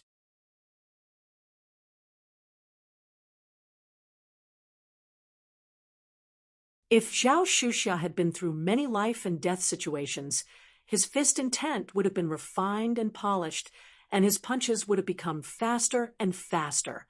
After all these years, he should have more than 160,000 punches. But if he did not, then he could only punch slowly. Dripping water could penetrate a rock, and it would be difficult for him to move quickly. But Chun Pingon was not worried about this kind of slowness. With the fist intent in his body, it was like the bowl of wine that the old woman handed over. As long as he held it flat, the wine would not run away. Bit by bit, the fist intent was in his body. But if his mind was slack, then the fist intent would be frivolous, and the wine would splatter everywhere without him noticing. It would be very difficult for a martial artist to break through the bottleneck of the 3 realms, from the 3 realms of body refining to the 3 realms of qi refining. Chun Pingon had suffered greatly. Zhu Lu could not make it through on her own back then, and relied on the ointment of the Yang family's medicine shop to break through. And old Yang's new female disciple had relied on herself to make it through. She was also a female martial artist, but her martial arts future was as different as the clouds and mud. Zhao Shusha led Chun Pingon to the secluded backyard. The old man in a scholar's robe and a beautiful young girl stood side by side under the eaves. Zhao Shusha smiled and said, "Mr. Chun is here." Chun Pingon took off his bamboo hat and saluted with a smile. "Greetings, Mr. Fisherman." Then he looked at Zhao Wan, who could barely be considered a young girl. "Wan, long time no see." The white-haired old scholar did not dare to recognize Chun Pingon for a moment. The change was too great. Although it had been many years since they last met, the old scholar still found it hard to reconcile the slender and elegant young man in front of him with the image of the young man in a bamboo box. But the Luan from back then, with a face full of tears, crying and laughing, called out Mr. Chen with a trembling voice. As for Chen Pingan, she could not be too grateful and miss him. All these years she had been thinking about him. All the dullness, hardships, grievances, and happiness on the road of cultivation, she would always think of that person. Her brother, Xiao Shusha, always liked to tease her. As she grew older, she hid her thoughts more and more so that her brother's teasing would not become too excessive. Xiao Shusha had a dull personality, and only with Luan, who was no different from his own sister, he did not hide it. The four of them sat together. When they reunited at the old house, they drank wine, and here they drank tea. The tea contained wisps of spiritual energy, which was also for Zhao Wan's cultivation. For cultivators, the more talented they were, the smoother their path would be, and the more money they would need for food, clothing, housing, and transportation.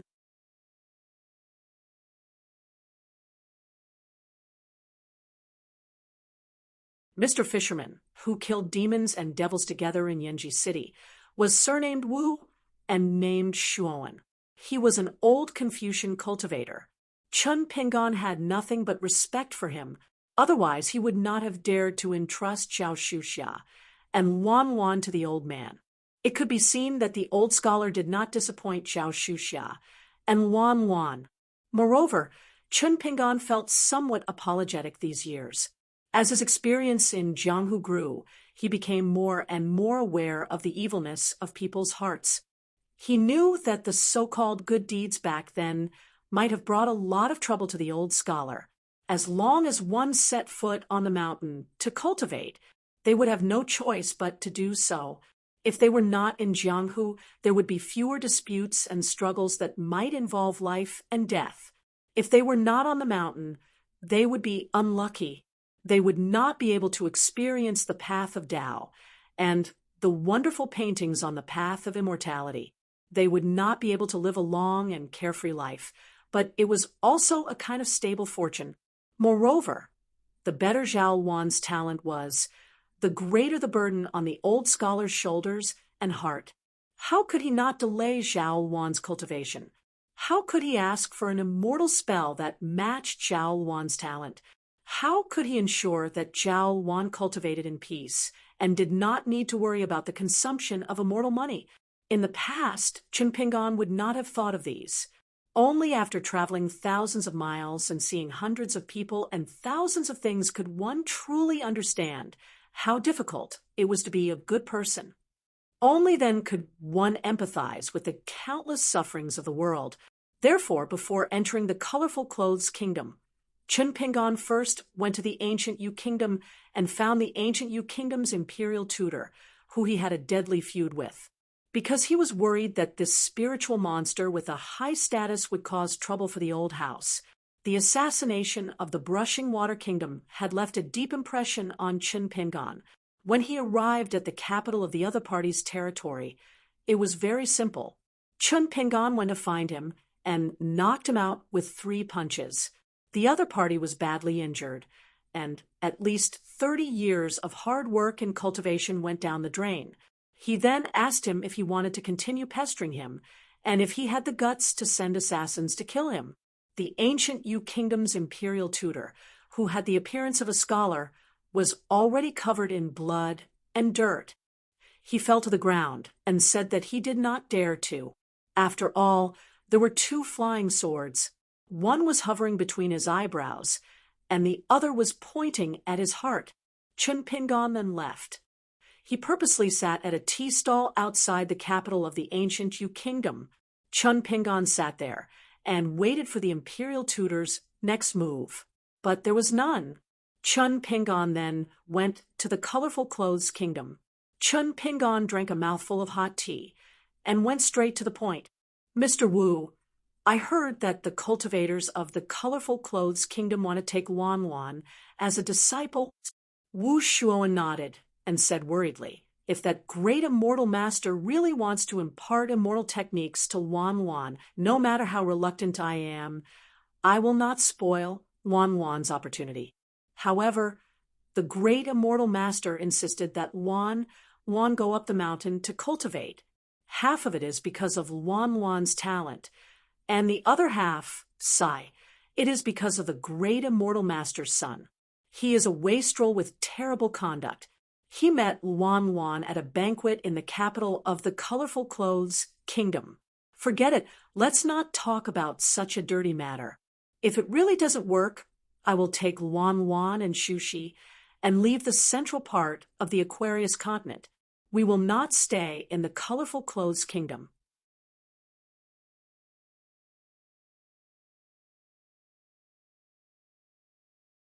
Chun Pingon asked, "What are the names of that immortal mountain, and the father and son? How far is it from Yenji County? What is the approximate location?" Although Wu Shuowen was puzzled, he still explained it clearly. The hazy mountain was more than 1,200 kilometers away from Yenji County. Of course, they had to walk on foot. Chun Pingon drank a cup of tea and stood up with a smile. "Then I will go to the ancestral hall of the hazy mountain first. We will talk when I come back. It won't take too long." Wu Shuowen stood up and shook his head. "Young Master Chen, don't be rash. This matter needs to be discussed at length. The mountain protection formation of the hazy mountain is good at attacking, and there is a dragon gate realm divine, immortal guarding it." Chun Pingon's expression was calm as he smiled. "Don't worry, I am going to reason with them. If I can't, I will talk about something else." There were some things that Chun Pingon did not say out loud. A person could not always hold back the reasons that could be said at the moment. He would talk about it after talking about it. For example, the hazy mountain. Those that could not be said for the time being were left. For example, Jinyang Mountain and the Sioux family of Clear Wind City. One day, it would be like pulling out a jar of old wine from the ground. As for how to reason, Chun Pingon had both fists and swords. When he went to the immortal ancestral hall, he did not need to talk. Previously, at the bamboo house of Luo Mountain, he had seen Chui Cheng's so-called martial arts of the 10th realm. He had also heard one of the old man's principles. It was just one sentence: drinking wine with a reasonable person and punching an unreasonable person. This was the pugilistic world that Chun Pingon should have. Boxing was not only used to fight on the bed, but also to compete with the entire world. It was to teach everyone to kowtow to you. When they met a fist on the mountain, Chun Pingon agreed with the first half of the sentence, but felt that the second half needed to be discussed. It was just that he did not dare to say that at the bamboo house for fear of being beaten up. At that time, the old man had the aura of a peaked 10th realm. He was afraid that the old man would not be able to hold back and would really kill him. Wu Shuowen clearly still felt that it was inappropriate, even though the young man in front of him, Chun Pingon, who was already young, had performed extremely calmly and outstandingly in the Battle of Yenji County. The other party was an old immortal of the Dragon Gate, after all. He was also the leader of a sect. Now that he had the support of the Dali cavalry, it was said that the next imperial tutor was in the bag. He was in the limelight for a time. How could Chun Pingon barge into the sect single-handedly? In the pugilistic world, fists were often afraid of the young and strong. However, on the path of cultivation, it was not so.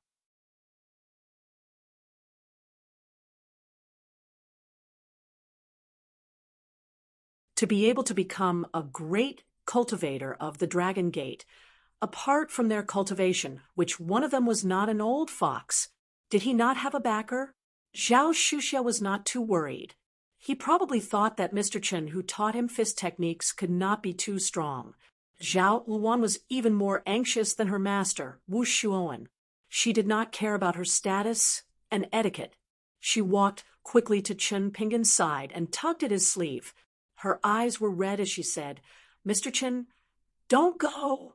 Chun Pingon looked at the old monk and then at Zhao Luan. He smiled helplessly and said, I'm not going to die. If I can't win, I'll run. Zhao Wan burst into tears. Mr. Chen, you just said that you're going to reason with them. Chen Pingan was speechless. He gave Zhao Shusha a look wanting him to help comfort Zhao Wan. However, he did not expect this rash kid to be so stupid. He just laughed and stood there without moving. Chen Pingan sighed. Then sit down and drink tea again. Zhao Wan's teary eyes were even more hazy than the misty mountain. Really? Chen Pingan nodded. She then let go of Chen Pingan's sleeve and walked back to her seat timidly. Wu Shuowen also sat down and said, Young Master Chen, there's no rush. I'll just take the two kids on a trip. Chen Pingan asked, what about Mr. Wu's family? Wu Shuowen said, I think a Dragon Gate cultivator would not be so shameless. Chen Pingan looked at Wu Shuowen. Wu Shuowen lowered his head and drank tea. The old monk could only sigh.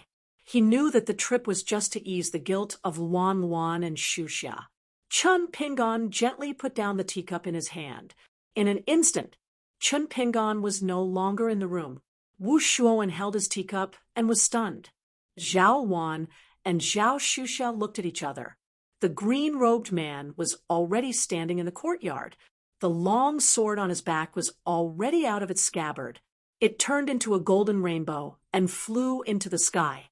The man tapped his toes and jumped onto the long sword. He broke through the rain and flew north. After the old monk came to his senses, he quickly drank a mouthful of tea to calm himself down. Since he could not stop him, he had no choice but to do so. Zhao Wan's eyes were dazzled. She quickly wiped away her tears. It was a moving scene. No wonder the young master of Misty Mountain fell in love with her at first sight. Zhao Shusha scratched his head and laughed. Mr. Chen is really something. He's going to the ancestral hall. Why is he in a hurry to buy wine? It was noon on an immortal mountain. The rain poured down, making the sky as dark as night. Therefore, the appearance of the long golden line in the sky was very eye-catching. Moreover, it was accompanied by a thunderous sound.